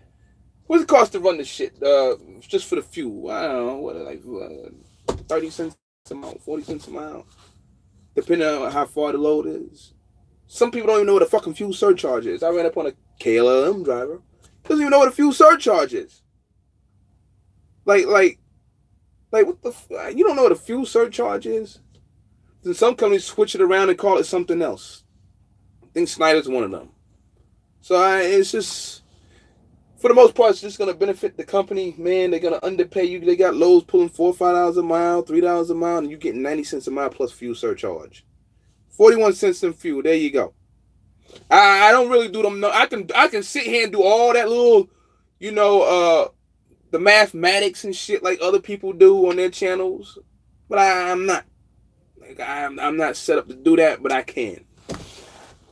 But 41 cents. So 41 cents a mile, right? You got 90 cents a mile. They told you 25 cents fuel surcharge. You do that math right there. That's before your truck payment, man. You know, you gotta run like 3,500 miles, 4,000 miles, rolling trips over into the next week. So, to get that in, I mean, you making 1,100, 1,800 in a lease purchase, man. And some people, like I said before, they don't even know the difference. They think they're on a W-2 for some damn reason. Yeah. I said once upon a time in a video, you can't even take in $1 a mile after the expenses or whatever when the company get all they shit like here or whatever. I don't know what the fuck you doing it for. You know, you must be paying for your little sneaker money. I don't know what the fuck you doing it for. I mean, it's different now because I pull a step deck. When I pulled that van for them just to figure out the system, there were weeks, yeah, it was like I cleared 90 cents, 88 cents a mile or whatever. Not too many. But when you do it consistently every week at a company with those lease purchases, 90 cents a mile, 85 cents a mile, there might be one or two of them still left out there that do it. 20 cents, 25 cents fuel surcharge. They fucking ass. You go out there and look on the internet or whatever. Every Monday, I think it comes out. Who is it? The Department of Energy? Whatever it is. They tell you what the fuel surcharge is. A lot of these companies got a department. They know what the fuel surcharge is. Oh, they pay like, what is it, like 40 cents right now? Depending whatever you're hauling. Some customers pay more. Some pay a little less. But then you got the company you doing your lease with fucking paying you 25 fucking cents. Get the fuck out of here with that, man. Oh, and the other thing, people leasing on the other carriers, we argue about the 80%, 65%, you know, and all this shit. There's a lot of lows here that pay a lot of fucking money that you won't see at your company pulling 80%. There's different ways to get up to 80% here. You're going to have to figure that out or talk to somebody like me or whoever if they're willing to tell you. I got a friend, I don't know where the fuck he's at, but he watches me. I haven't seen him in a while. He went to Roadrunner. Roadrunner, before they start buying every fucking bike, because they became the next Great Wide. Great Wide did this shit before. So start buying every fucking body and shit. And then Katrina hit and shit went wrong for him a little bit. So I guess Cardinal got involved and all that shit. Well, Roadrunner, Landstar. It's Landstar, man, not Roadrunner. I wouldn't do it. But you're a grown man, you make your own decision. I said, they pay 80%. I said, yeah, all day long. But you gotta go on the phone, look at these bullshit ass road boys with no rates on them and shit. You don't know what the fuck's going on. You got, now will that carrier, now we really talking, I guess, yeah. Now that carrier over there, you know, you trying to get that load from this broker, you gotta hope that that broker fuck with your carrier. Whether because they double broker or they got too many cargo claims, they safety ratings fucked up and shit. It's just now you got your truck leased through Quality. I told y'all Quality was gonna fuck up a long time ago, and they did. Now you lease your truck through Quality over at fucking Roadrunner. Now you wondering what the fuck's going on. They taking too much money. They taking too much money for the truck, and they taking too much money for. It's averaging out to $1.35 a mile running. I tried to tell you. You hear? You kind of like got a little more control of what you pick. You can see shit. Now we do got lows where agents talk to brokers and they don't fuck with Landstar. Yes, but the odds of that happening is low compared to driving for a Roadrunner or somebody where you go to the Safer Web, whatever, and see their safety ratings and all that other shit. But just running off that percentage shit over there is totally different. And we're talking about that fuel and shit and the fuel surcharge. The money ain't the same. The fuel surcharge is like fucking whatever it is over there and it's higher over here. You get 50 cents off at the Pilot at Landstar. Not the Pilot. 25 cents for fuel. And I think it's 50 cents for DEF. At Landstar. 30 to 80 cents off at the TA and 20 cents at the Loves. Meanwhile, you driving that Roadrunner across the board or whoever it may be, well, you only get up to 10 cents off. but you say you get 80%. Now everybody got a different formula for everything. So now you wonder like, damn, I don't even get no damn discounts. I don't get shit. Well, fucking try to tell you, man. Like, plus you got that quality lease truck over there getting slaughtered. So now you gotta get the truck back. But all these leases, man, not all of them are bad.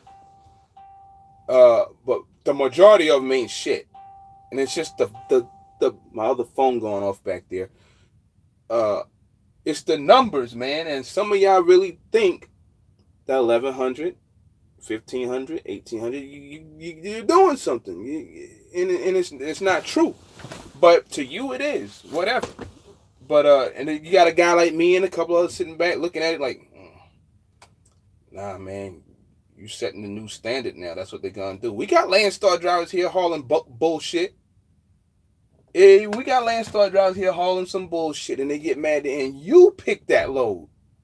You picking them loads. Yeah, dude, it was one of them groups in Facebook. It was talking about Landstar. Whatever, he got his own authority. Fuck you talking about us for? You calling us for the loads. You the one who took the dumbass load. Like, come on. So, you the one picking them loads. You the one that went to that company or whatever. Like I say, this shit here I don't like. The hiring process didn't matter to me because I knew where I was going. But when the other person, you know, I can get into that another day. But everybody's got their own fucking formula, man. Yeah, no fucking profit. 90 fucking cents a mile, $500 a week. Lease purchase. Fucking $65,000 fucking balloon payments. Some people say residual value. Doesn't fucking matter. You know, you got to run 27 million miles a week just to get there. You got to take this trip and roll it over to the next week because you're going to get fucked next week. Yeah, you can't go home because you know you're going to go in the hole. So it's just like, I did it at Prime back in the day. I was a Rollcore driver, and them fuckers bought Rollcore. It was a good thing they did. This when they had the Penguins on the truck, RTC. And they bought the motherfuckers out, and I went over there and did they shit, tried they shit out after a few months. I mean, it's just like $1,100. You get these fluke weeks here and there. You get $2,500 and shit. Like, nah, man. And you never own them bitches. So it's a little different now because they started that pedigree shit like right when I left back then. Anybody remember back in the day when Freightliner used to do $9.99 down, $9.99 a month? Everybody was trying that shit back then. I know a lot of y'all new motherfuckers don't know that. But you had to have good credit to pull that stunt off. Now back then I ain't have good credit, but I do now. I probably could go in there and get like 10 of them bitches. But I was young. I was like 22, whatever, 23, whatever it was back then. So, yeah, I mean, people was leasing that Prime and whatever, trying to run over the Freightliner. Can you take this truck from me and shit? You know, I seen it. And people still try that this day. They take the little lease truck from somewhere, KLM or other companies. They take them to the dealership. They trying to trade them in. They're like, man, I can't work with you on that. That shit too much. So, yeah, go figure out how to clean your credit up and build your credit up and all that mess to, and just give them their shit back. Some of these truck notes is too fucking high, $700,000, $800,000. And the truck price ain't changed too much, man. So somebody said the truck we got smarter as operators. Nah, fuck that. It ain't got nothing to do with you being smart as an operator, because whatever you thinking now is what I thought of back then. The truck company got smarter, man. They jacked the prices up. Everybody want to be an owner operator and shit. Well, lease driver. They don't want to be told what to do and shit. Well, there's a price to pay with that shit, man. Some of y'all are really paying the price. Y'all do that just not to be a company driver. So I understand. So but there's a price to pay, man. Using Prime 2004, 2004. That was right before I bought that truck. I was there. Yeah, I was there. Prime blackballed me, man. So I had to come back. Prime blackballed me. I had to come back, man. They wouldn't let me work anywhere. I was a trainer there for a minute. They blackballed me, though. So, I didn't like that situation right there. But other than that, it was cool running over there. We was running 75, 76 miles an hour and shit. Some of the fastest trucks out there. Prime drivers used to roll over trucks. Yo, Prime drivers used to roll trucks over. You listening to a TV show now. Prime drivers used to roll trucks over, right? Bring them back. And Prime would give them another truck. No bullshit. You was there in 04. Who was that said that shit? Anthony. If you was there in 04, y'all try to help, man. It is a dying breed, definitely. If you was there in 04, you know them fucking Prime drivers used to roll them fucking trucks over. Wyoming, wherever, Cabo, Missouri and shit. Before they torn their ass back in. They get another truck. Back then, you used to be able to have like 5 violations. Moving, non-moving, whatever it was, and you can be there. I don't know what they do nowadays. We always called it the circus. I used to park in the VIP spot. We call it by the steps. Me and my boy Junior, or Kevin, and we walked down. They had the grill there. They had the store. They had the ball court. They had shit downstairs. Lineup always been there. Then they built that pad over there. Then they started building more shit later. I came by a couple of times to visit and got ran off by Paul because somebody snitched on me and shit. But as far as the atmosphere, shit, yeah. But I got blackballed by them motherfuckers, man. I had to come back, and that's when I was back in 2004. Well, all that happened in 2004, and that's my wife. I met my wife at Prime. So yeah, that was a different thing there. But yeah, these programs, man. I mean, if you want to do it, you better find the right one. You gotta pay that money to them people, man, every week. Driving, not driving. Then you got some like, who is that? A couple people that I don't know. I seen talk about them, and I got one friend. Is it Don? They at her spot. I don't think that's a good deal. I swear to God, I just don't. It's something in the setup where it's like, well, you still gonna be guaranteed like $1,100 for the week. So if you don't do shit, they're gonna give you $1,100 at least a truck and shit. I just, in my boy Don's situation is a little different, but I'm just not rocking with that. I gotta go check into that more. I'm not driving somebody's truck as a lease to make $1,100, $1,200, $1,300. Like I said before, you are a contract employee. You're a contract driver, fucking making $1,100, $1,200. And some of them think like, well, that's more than a company driver, whatever. If you was making $800 after taxes, that's the same fucking money, motherfucker. Depending on your damn dependents and shit, that's the same fucking money, man. Like, you just gotta eat. You gonna eat the shit now. So, but whatever to be free, more free, right? So, some people are just hard headed, man, and that's all there is to it. There are better options out there. Yes, there are a bunch. I wouldn't fuck with those people in Gulfport. They used to be across the highway in a smaller lot. Boy, let me tell you, that's how they built their shit. They switched names like 4 or 5 fucking times. Lawsuits and shit. People coming after them.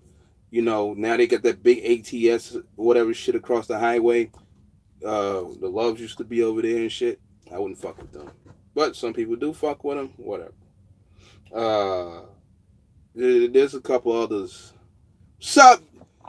How you say it? It's Triple G, Nate Triple G. What's happening, man? We talk on the phone, y'all. So he Landstar driver. He's doing pretty well. I see you got your truck fixed. That's good. That's good. Um, but yeah, man. Fucking back trying to act up. I fell off my deck a long time ago. That ain't good. I mean, I'm good. I can move, but once in a blue moon, if it get a little cold outside, I could get all stiff and shit. But yeah, where was I at before Nate jumped in there? Yeah, just there's better options out there, man. You just gotta look for them. Most of these companies are all the same with these lease purchase deals, $1,000 a week. That's just not no money on that, man. I don't care how you want to put it. The company pay for this and the company pay for that. When I was at Great Wide and Tyson shit before KLM coming there running for almost nothing, we was making like all miles $1.50 depending on the week. Then when $1.40 to $1.50, and the fuel went up. So it was a little over $1.50. They paid for almost everything. So, and plus our truck payments was like $3.85. So they paid for everything. They paid for the reefer fuel. We had a reefer fuel surcharge. You bought a low lot, they paid for it. So yeah, that deal, that was a good deal. I think that company, I said it before, Salmons, which is DSV now, I think, they had a short-term deal. There's some out there.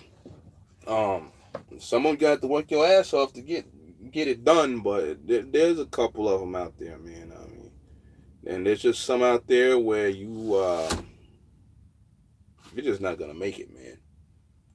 So you're just not gonna make it. I hear some people, I said Roadrunner earlier, popping shit about Roadrunner. And there's others out there with deals. There's drivers, yeah, I'm gonna get this and I'm gonna get that. I'm gonna get this truck and I'm gonna get that done. And then you find out you can't take that lease purchase shit to the fucking dealership, man. Unless your credit is good, you up there with the numbers and you pay on time with shit and you got collateral and shit in some cases and whatever, then you can go get the fuck you want to go get. But you want to go in there and think you can go get all that shit that fucking Prime got or whoever got or with a brand new truck. That costs money, man. That fucking Gangsta G, yeah, all the way. I got you. Yeah. That shit costs money. So then you find yourself back to leasing a damn truck. Yeah, you gotta come. A lot of cases, almost 90% of the cases right now, you gotta come up with some money. I'm talking about people like us, 2, 3 trucks, 1 truck, 5 trucks. You gotta come up with a couple of dollars for a truck. And some of us don't have to come up with money. So I had these 2 trucks here were on a deal. I had to put some money on. The other truck was on a separate deal because it was at the last fucking minute, and these people wouldn't do it. So it was a good deal. So my trailer is on a different deal too. So, but yeah, I mean, you can't take that fucking damn fucking lease purchase shit to Freightliner talking about you want a truck. Like, it's gonna cost you money to come up with some shit like that, man. So then you're gonna find out when reality sinks in that it can't be done. $2,800 a month, $3,000 a month, and financing your truck or whatever. It just sucks when you pay that kind of money in a lease and you don't get to own it. You get to write off all the payments and shit. Yeah, I mean, you do, but shit, I mean, and a lot of them, fuck, it's more than that. $4,000 and shit. It's like, nah, man. I mean, some people got their different reasons, it's a maintenance lease or whatever. But, I mean, what the numbers like at the end of the week for you? I mean, you making $1,100? You making $1,500? That's what you making?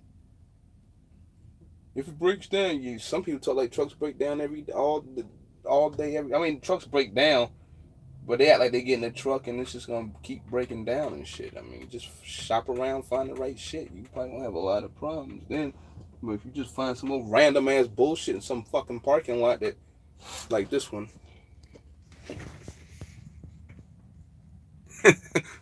you know you're gonna have some fucking problems. There ain't nothing to talk about. You know you're gonna have some fucking problems. So, but with that said, try to cover that whole lease shit or whatever. Now, I mean, not all of them are good, and there's a handful of them that are pretty decent, man. So you just gotta, if you don't want to do that, you just gotta go find a truck at a decent lot, man, or ask around. Somebody to tell you. If you see reviews on Google or whatever, and 4, 5, 6, 7, 8, 20 fucking people say the same fucked up shit about somebody, that shit probably true. So just be careful who you buying a truck from and everything. Ask the questions. See what's left on it as far as coverage and everything. See, can you get the maintenance record? If you can't get the maintenance record from the dealership, you find out from that same dealership who had that truck, especially if it's a fleet truck. You don't want a truck like that over there I just showed you. Probably not. But a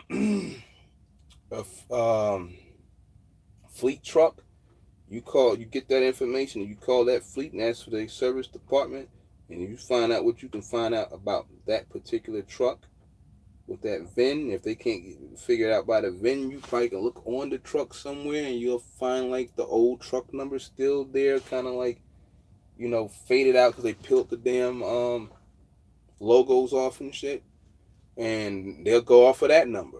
That one truck I got, that Freightliner, what used to be a Swift truck, and it was funny because I was at Stewart and Stevens in Dallas, and they were like, "Oh, that truck was just in here, man," and they knew based off the truck number. Some, dealerships can go off of VINs, no problem. If it's a Peterbilt, you call Pete. If it's a Freightliner, so on. But that's how you cover a lot of shit behind some of these trucks when you buy them, other than buying directly from like an owner-operator or something like that has a truck. Somebody punched Larry in the face in 2004. Larry. Oh, yeah. I was like, who? I don't know, man. Shit. That place was fun when I was there. I don't know what it's like now. I mean, I know they done built more shit and all that. I used to come out there, ball out. Rob Lowe used to ball out. He could ball a little something. I don't know about nowadays. But there's some moments over there, man, back in the day. Yeah. Yeah, I don't know about now. But that place was something else back then. I mean, we used to be running coast to coast and shit. California, New York, solos, all day. Get a load out of lineup. I'll be sitting in Springfield for a couple of days. I'll be fucking gone. So we always ran together, man. We all ran together back then. I don't know what motherfucker. I doubt motherfuckers like that now. It'd be like 4 of us, and you know how it was. You'd be over there line up. What you got going to Cali? Whatever way you may go to Craft or something. You got like 4 of us running to Cali. Shoot. So, but that was, the shit back then, man. I know it ain't like that now. Nah, they too fucking slow now. And the speed ain't got nothing to do with it. It's just the way the drivers are now, for the most part. It ain't the fucking same. Not even close, man. It's me, and shit. I paid a driver's cell phone bill one time because fucking his shit was out or whatever. He had came up on hard times and shit. He hand me the money back later. I mean, I helped dude buy a truck one time. He hand me the money back later. I said, I don't need it back right now. Because you're gonna probably need a couple of dollars to take care of some random ass dumb shit that's gonna happen to your fucking truck, man. And he on my page, Henry McDowell. I trained him. That was my first prime student. He had ended up buying a truck years later, so I helped him out, and he gave me the money back later, so it wasn't no. But yeah, it's different now, man. So everybody's me and this and that and whatever. I'm this and I'm that and whatever. And they think $1,500 is a lot of money. Probably was compared to Burger King. I don't know, wherever you worked at and shit. No disrespect, but it's just not the same, man. And it's funny because in some of these scenarios, some of the money you're making now is the same money that was being made 10 years ago, 15 years ago, and years before that. And people go to companies for bonuses and shit. You shouldn't have to pay a fucking bonus if you're already getting paid well. But these companies set this bullshit up. They the ones part of the problem. They fucked everything up. So now everybody got to pay ridiculous ass bonuses to get on, to put a driver on. And most likely the driver doesn't even make it to the fucking bonus. The funniest bonus I seen was the KL, and I keep saying KLM because it's become a thing now where you see it on Facebook and everybody, they got the best deal. No, the fuck they don't. But whatever. I'm not here to argue with you about that. They did that $5,000 thing. I think I would have parked my shit and went and drove for them fuckers too. But now, and everybody was driving for what, it was like 30 days or something, and they was giving them $5,000. But I guess nobody's making more money than that dispatcher stealing them com checks and shit. Probably put a lot of drivers in the hole over that shit. But that shit's fucking crazy, man. But the people paying bonuses and all this shit. Everybody trying to figure out a way to keep drivers or whatever. I mean, I gotta get with the program too because drivers are gonna go do something else because somebody offering all this money and shit. But that they probably never gonna get. They're gonna offer this and that they probably never gonna get. But that's the way it is now, man. And it's just a crazy game out here.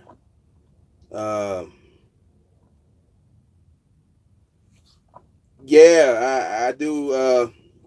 I had somebody's truck, man. It was a purple Freightliner when I came back after being railroaded. I had some girl's purple Freightliner, man. They turned in, and I ran that shit for a while. I seen that. I know what truck you're talking about though. When I was over there, so. And also, yeah, playing ball. I used to play ball with them too, man, all day. When I came, even after I left them, man, I think I came back up in there. I was running there for a long time. I came in there in 2007, a whole lot. 2008, 2009. I stopped by, played ball and shit on Sunday. I really didn't do it if I came through during the week or whatever. Cause Great White and Tyson's all in dumb neck of the woods. So, yeah, I ball hard with them back then, man, when I was over there and shit. Probably ain't got no ballers now. Shit. And I wouldn't get out there and play. I'd probably run out of gas on the damn court, man. Yeah, this shit turned into like a little TV show, 2 hours shit. Guess that's good. My intention was to make them short, but when I get caught up talking to y'all asking a couple of questions, I mean, shit. I guess that's good. So, like once again, shout out to everybody. We got the trucks. Y'all saw the one over here beside me. You got me. I gotta go to the dealership and pick up the other one and bring it back. If you know somebody that's interested, and if they here at Landstar, I'm even with the Mercer deal, tell them holla at me. I got them set up on a package that you ain't gonna lose no money. All I'll do is ask that you work, and everything will go good. I mean, you'll get paid weekly and all that. So there's no tricks, there's no gimmicks. So We can go over that. You'll get a nice truck, man. I mean, just like this one right here. I gotta put the numbers on that one. You got the privacy curtain, satellite radio, APU, bunk heater. They all look the same, actually. I'll bring it out to you. Let's go out here and look at it before we go, so you'll know what you're looking at. Well, that's mine.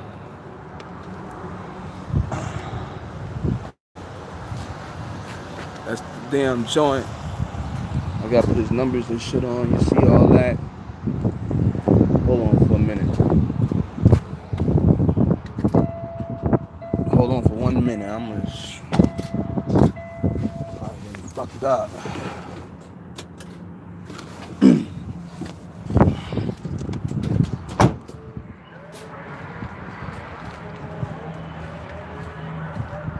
joint crazy. I gotta put those binders inside that headache rack. I had all that done. Flashes like 24 different ways up there on the beacon. And that thing will blind the shit out of somebody right there. You pull a flatbed or a step deck, that's what you got right there. You might pull one of these. I might consider it. Just depends. But it just depends, man. The other one's right here. And the other one's at the dealership. So we got them. And we'll see if we're gonna have somebody at Landstar, we're gonna have somebody at Mercer, or you never know, I might pull an authority stunt with the other truck. I don't know yet. But anyway, man, y'all be cool, man. I don't think y'all have any more questions. Man, Landstar, Mercer. Me at this point, Landstar. Haven't had any action at Mercer. I want to put one at Mercer, but only because of the process and stuff. Because Landstar is too long. You don't want a truck sitting around forever. Now, I talked to different Mercer operators. I know some, and we just talk about a couple of things. I'm comfortable with that as far as the flatbed and step deck side. I don't like Mercer's van side. Me and a couple of people have spoke about that. I don't think there's freight there. Not enough freight. So it's Landstar versus Mercer. And you just got to have them connect with them agents and know where to be, know what to do with your operation. Every one of us operate different. So what I do ain't going to work for you. And, you know, so vice versa. But I say Landstar versus Mercer. The only thing after that is authority. A person like me trying to get direct stuff for the most part when it happens. Even though I know I'm going to have to do broker freight. Now, I know I'm going to be still dealing with them. So that's just pretty much what it is with that right there. Between them two. Anything else, y'all? I mean, y'all see me. I've been here for a while on the live. Y'all see the two rides. I gotta go get the other one. David, wake up. Let's go eat. Or you watching me on the tube? But yeah, man. You know, somebody tell them holler at me. I got those two options. I may send you the mag. So I got options, man. So just holler at me. But with that said, unless somebody's got another question, what are my requirements? As far as Landstar and Mercer, you got to meet their requirements. I don't have too many requirements, other than like anybody else, pick up freight, deliver on time. Don't crash my shit. You can go home every other week. You off 3 days. You get a guaranteed pay with other incentives. I know some other people been trying to do that too, but The driver make, if you pull a step deck, uh, you make between, this is the low end. This is like where it was just like, it just wasn't a popping ass week because you already guaranteed a certain amount anyway. 13 something to like in the high end, it's been like 2,000 something gross, 2,200 gross. I have a driver that I elected to be on a 1099, so that's what he wanted to do. I see people arguing about that shit, and so that's what he elected to do. I done that myself, never had a problem, did what I was supposed to do, pay my taxes and all that other shit. And actually, that was probably the best company I ever drove for, for an owner-operator anyway, period. I can W-2 the driver so he can get paid that way, or she. You get $1,000 bonus, $200 after the orientation, and the rest of it's paid throughout 45 days. And that's it. You get a year vacation. After the first year, a year vacation. You get a week vacation after a year.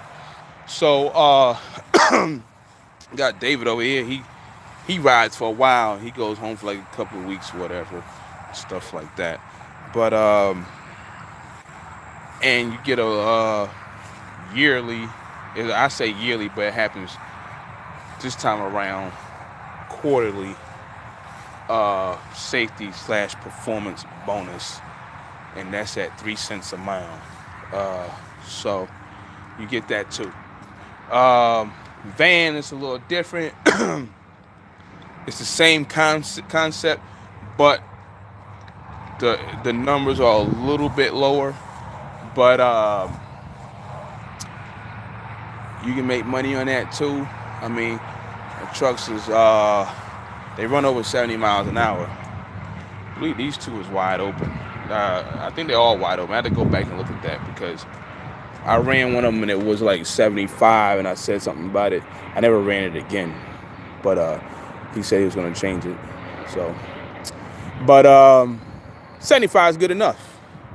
So last one's ran 76, so it's good enough. But that light blinds the shit out of somebody, boy. But you'll make money. You won't have me hounding you all day. You might have an agent or two. I try to keep it to where you only get, I don't want to say certain types of loads, but I try to eliminate them damn phone calls from them agents if I can. Sometimes they gonna call you. They want to know. But if you let me know first where you at and all that shit, and you picked up and delivered, that'll kill a lot of that shit. Now, sometimes they gotta call you. But for the most part, I don't bother you. I tell you where the fuel at. And that's pretty much it, man. I mean, easy to get along with. I might talk to you like I'm talking to you right now. I mean, I can't get too friendly. But that's pretty much it, man. All you gotta do is meet the Landstar requirements, and that's it. I prefer Landstar over Mercer, but I will send you to Mercer. It's a little different operation, but I'll send you there too. I probably will not do a van at Mercer, but yeah, you're a flat better. Shit, I don't matter. I can put you on the deck, so it don't matter. Pretty much, the only difference is you hauling taller freight, so I know what to pick. What can go on there, what don't go on there. So you can reach me on my Facebook page, or you can, matter of fact, just be more out. You can just call me at 480-410-8088.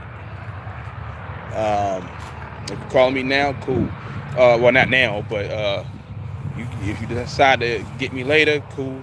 If you don't get me, then my other phone number is 910-633-1651.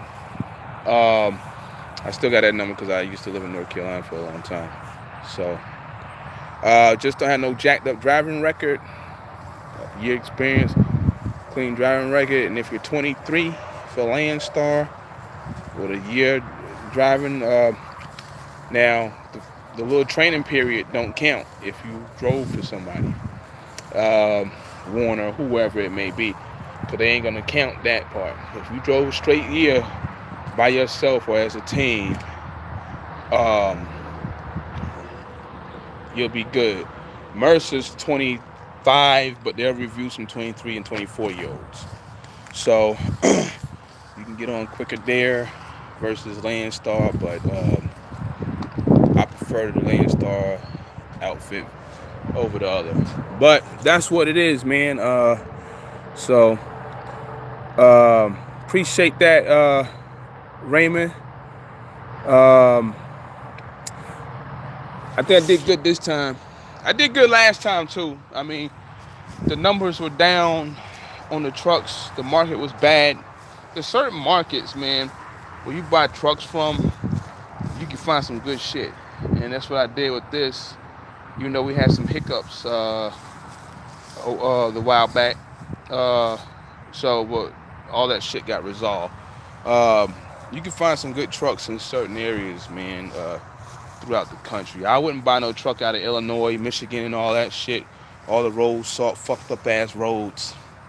Now those are fleet trucks. They've been everywhere, but you see them. And I got some things done on them before I accepted them. Dealers want your money, man. They want you to give them the money before they can do anything. You don't do that. You don't do that.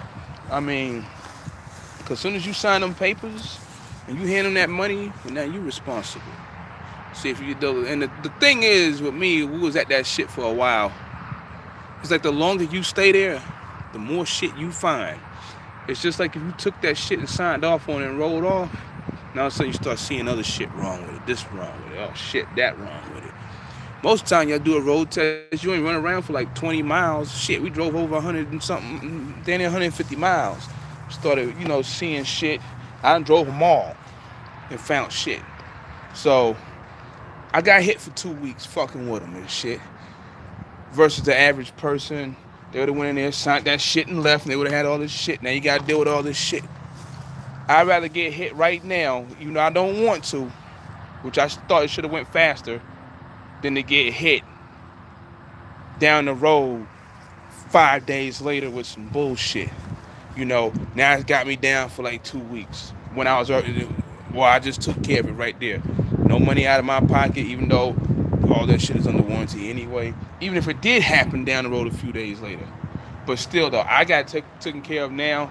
Whatever, I lost a couple of dollars for fucking around with the whole thing sitting around and shit. But I think for the most part, I'm good to go.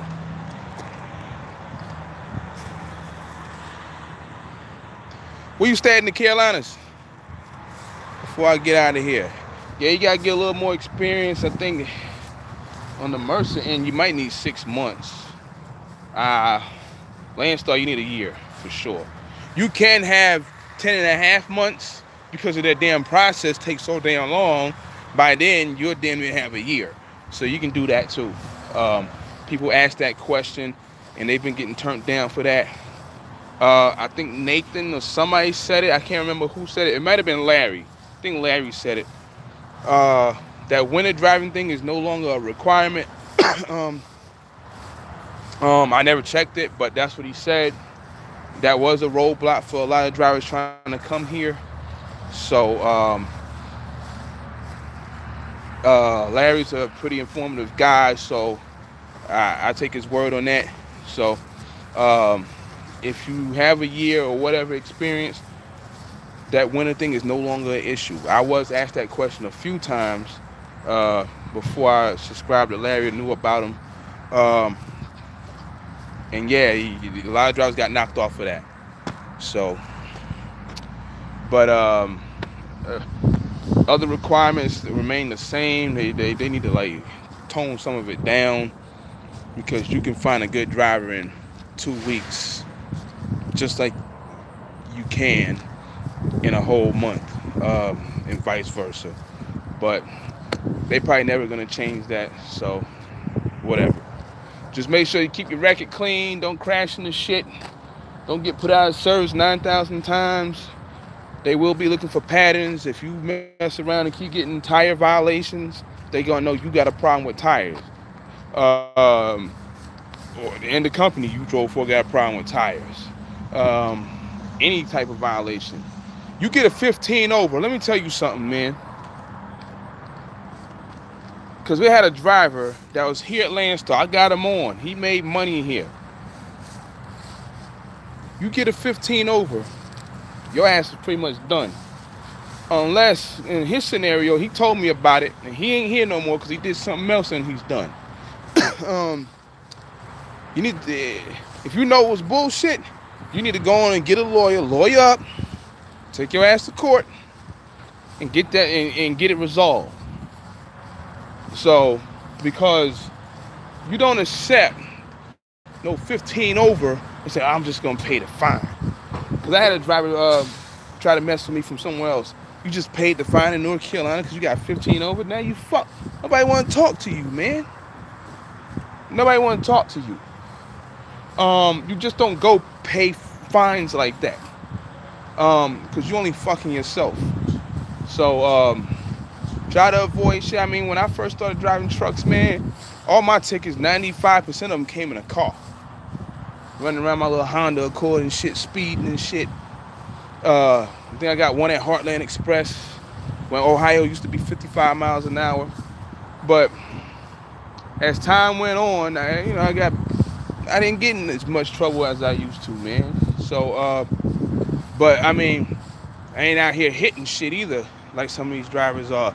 Just like we here doing a driving hook, and you turn over there and hit the damn trailer with a football field wide open. I ain't out here doing shit like that, or I wasn't back then. So pay attention to your surroundings and try not to get in trouble out there. You can get on wherever. And I said this before about job hopping and shit all over the place. Just because they pay 2 cents a mile more or they trucks look better don't mean shit, man. So, I mean, you're in the early stages of your career. So it's going to be tough. And you're going to hear people say, well, you should just go local or whatever. It's better than OTR. It might be better for them local.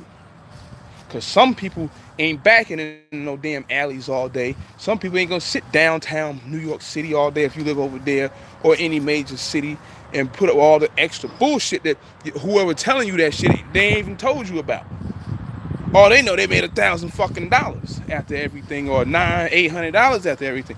It's better than OTR because of the dollar amount, and you go home every fucking damn day or whatever. They work like 12, 13, 14 hours a day, some of them, and then, you know, they go home. Well, shit, you gotta get back up again. Like, so there's a whole lot of factors in that and out here with this shit. And I done told y'all a whole bunch of shit in a 2 hour, damn, probably fucking 3 hours. The shit been freezing and shit. But it's a whole lot of factors, man. So, but make sure you keep clean and stay out of trouble, man. And everything will be alright with you, man. I mean, and that's all I'm gonna say. And I guess this makes up for all the time that I'll be away from the YouTube network and talking and shit. I'm gonna go eat, man. It's 1 o'clock. I ain't even went to eat yet. So, if out there, you live near Shelby, I know where you at, out there by Walmart. But y'all be cool, man. Y'all be safe. I'll holler at y'all. Y'all holler at me. If you see me out here, holler. You see what the truck look like, so you know it's me. I'll be out here in Troy, Illinois, the Monday anyway. So somebody coming out here, we can chop it up. We'll sit down, talk, whatever. But other than that, yo, y'all be cool. Peace. Don't cause no trouble. Stop beefing on YouTube. Talk about some shit that you ain't got no business talking about. Talking about another man and all this other shit. You know, do what you do, man. I'll holler at y'all later.